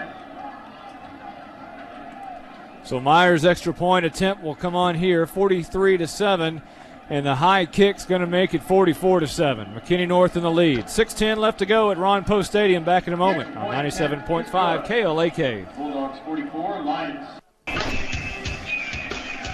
I don't know about give it away now, but McKinney Lions maybe. 44-7, the McKinney North Bulldogs leading here after that 3-play, 55-yard drive by McKinney North. An 11-yard touchdown scamper by Fruit Cole brings the new score 44-7. McKinney North in the lead. Again, 6:10 left to go here. Other scores to pass along: 41-14, Frisco Centennial over Boyd. Frisco over the Colony, 34-7. Lake Dallas over Little Elm, 25-19. Sherman leading Denton, 35-14 late. And Plano East over Plano West, 21-6. That one also late. All right, Monty, so if all these scores hold up, we're going to have 3 teams in the district move to 2-0. That'll be, of course, North here, Lake Dallas and Frisco. And then 2 teams will be 1-1. That'll be McKinney and Frisco Centennial. And how about that? You know, I know they were going to get better, but Centennial not doing a bad job here of late. So you're saying Lake Dallas, McKinney North will be 2-0. Along with Frisco. Along with Frisco. You're right. So we're going to have 3 teams 2-0, 3 teams 0-2, and 2 teams 1-1. You know, and 1-1's not a bad situation right now. Eddie Morgan and Daniel Brash back return the kick for the Lions. And Stephen Meyer ready to tee this one up. They fake that Quail onside like they always do. Now we'll spread out. Michael Scott comes. You know, we don't say enough about Michael Scott. What a tremendous athlete he is at that cornerback position. Well, you don't hear about Michael Scott because you never have to. Usually when you hear about cornerbacks or when they're getting beat. Here's the kickoff. It's going to go back to the 1-yard line. A great kick. It's going to be taken by Daniel Brash up to the 24-yard line. And a nice return by Brash. And that'll set up shop for McKinney moving left to right. 6:03 left to go in this game. McKinney down 44-7 to McKinney North. Well, you mentioned Scott. We've called his name, or at least I have, called his name once before in this game. But he was right. It was one of those things where you're going to look in the box score tomorrow and not see his name. And that's because at his cornerback position, there's 2 things you got to do as a corner. And the most important thing, you can't let the ball get around you. And that's on one play that McKinney tried. He was able to turn the ball carrier back inside. Handoff up the middle for McKinney. And that's going to be Brett Helt who gets the hand, and he's going to gain maybe a yard up to the 26-yard line.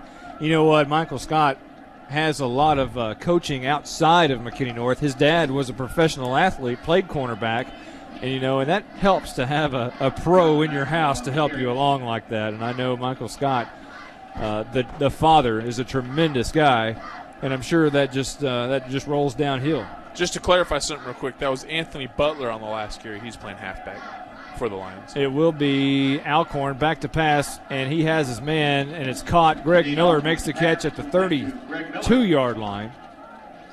That'll bring up 3rd down and short, 2.5, 3 yards for the first. 3rd down and 3, Lions. What can you say about the Crosstown Showdown? Every year, seems like it gets better and better and better. The momentum has just grown through this thing. You know, obviously the first year McKinney won 42-28. Looks like McKinney North is going to win for the 2nd year in a row. Last year 14-13 in this game. Much better game though last year, I think.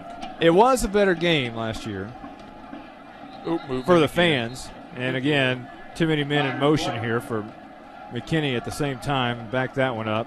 So instead of 3rd and 3, it's going to be 3rd and 8. Wow. Yeah, it looks like I think it was the tight end, maybe in the tackle, but probably the tight end on the far side jumped in his stance that looked like they were doing on 2 count, and he moved on 1. 3rd down and 8 Lions.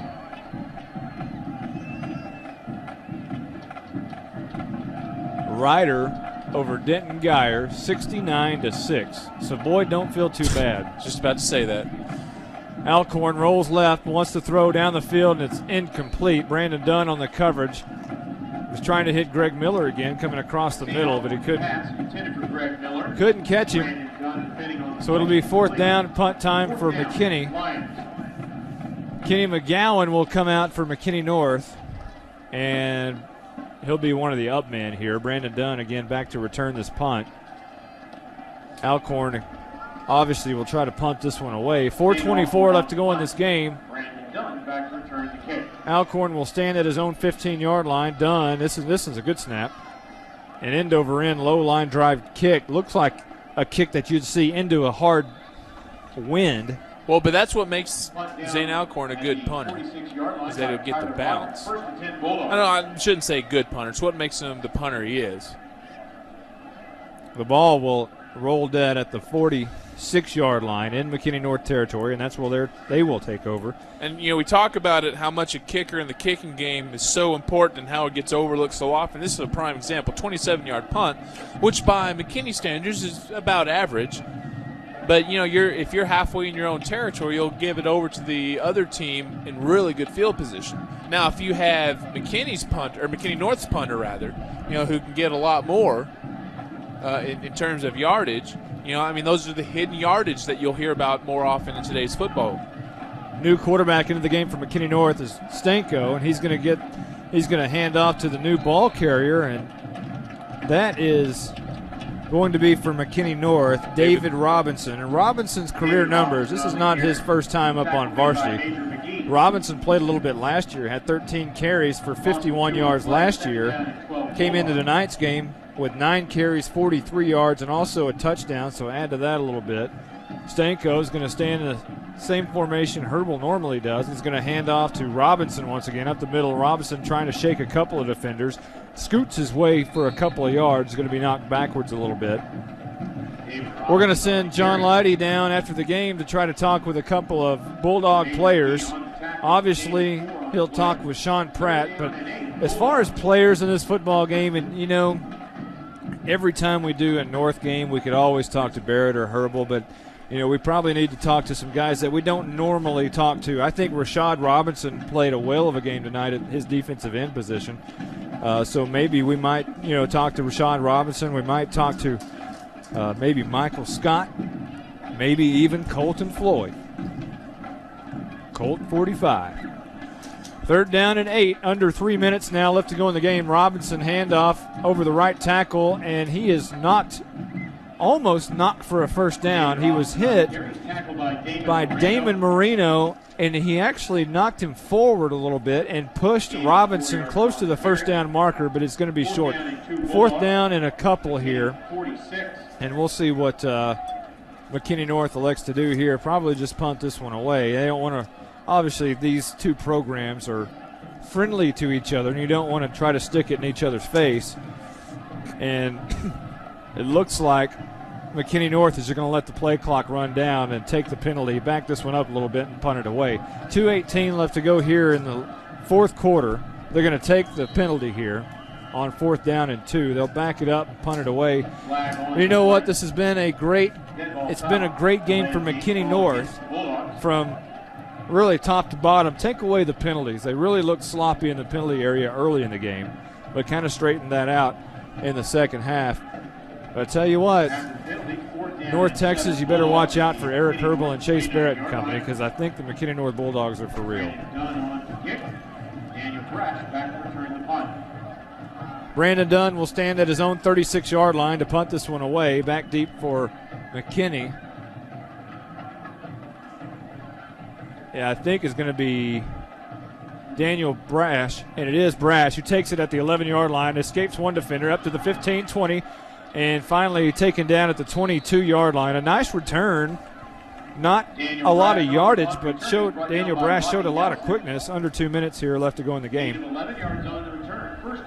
Well, Monty, it's like I said about the kicking game. I mean, if you look at that last play, that's a 40-yard punt, not net punt, total punt.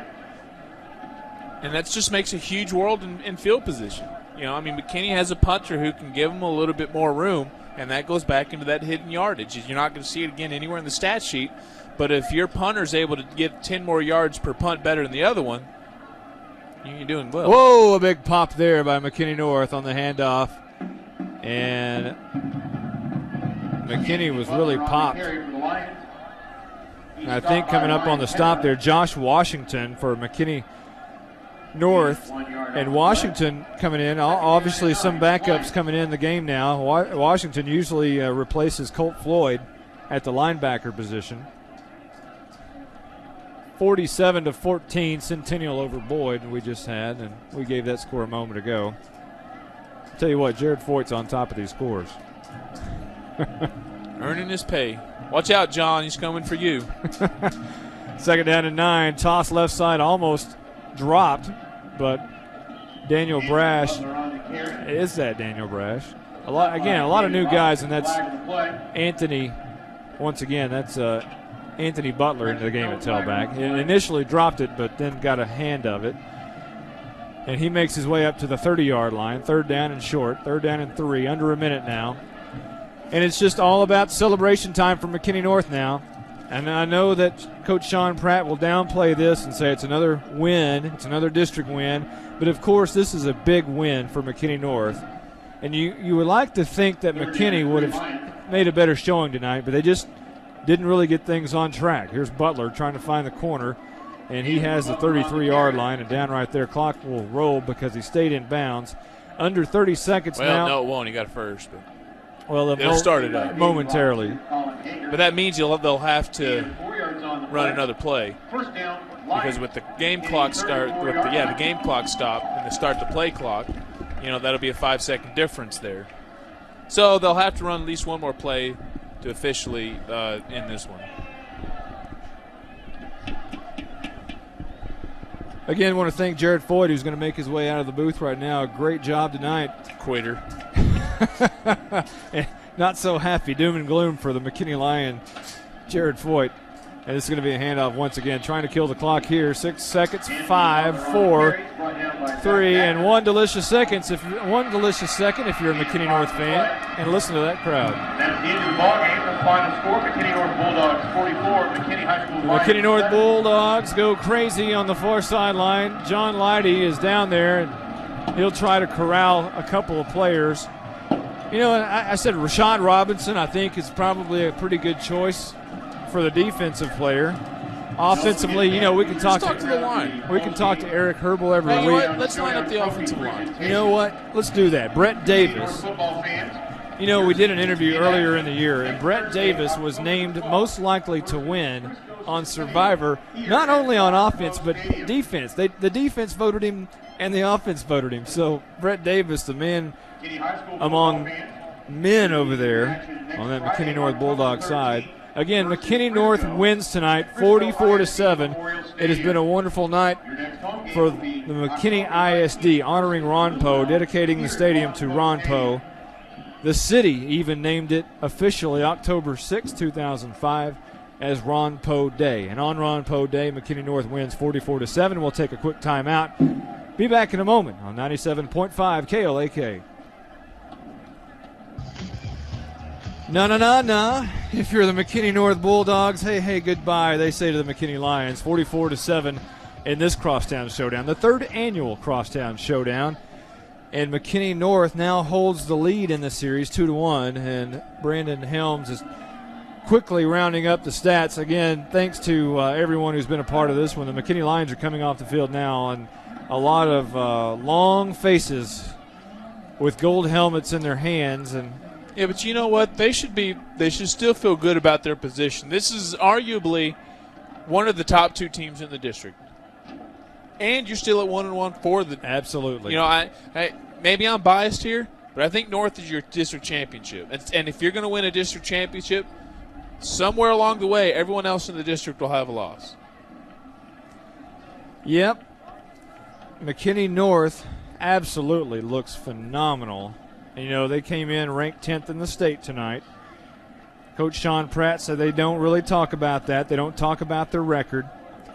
But obviously they are a team to contend with in this Texas Class 4A division. Now, John Leidy, or next week we're going to be at Frisco and doing that McKinney High Frisco game. Right now, John Leidy's down on the sideline or down at the middle of the field, actually, and going to try to corral some of these players. They may have to actually go to the midfield for their school song. So John's not able to corral them just yet. We'll keep checking on that.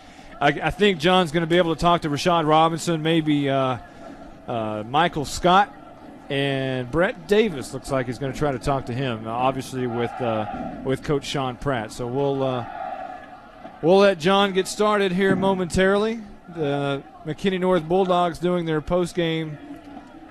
Well, they're doing their post-game jumping jacks right on the Texas at the midfield stripe at Ron Poe Stadium.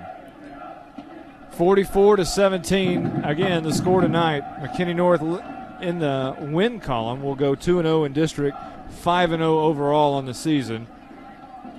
John Leidy down there. I haven't seen him corral anybody just yet, but I think he's getting pretty close. And John, take it away.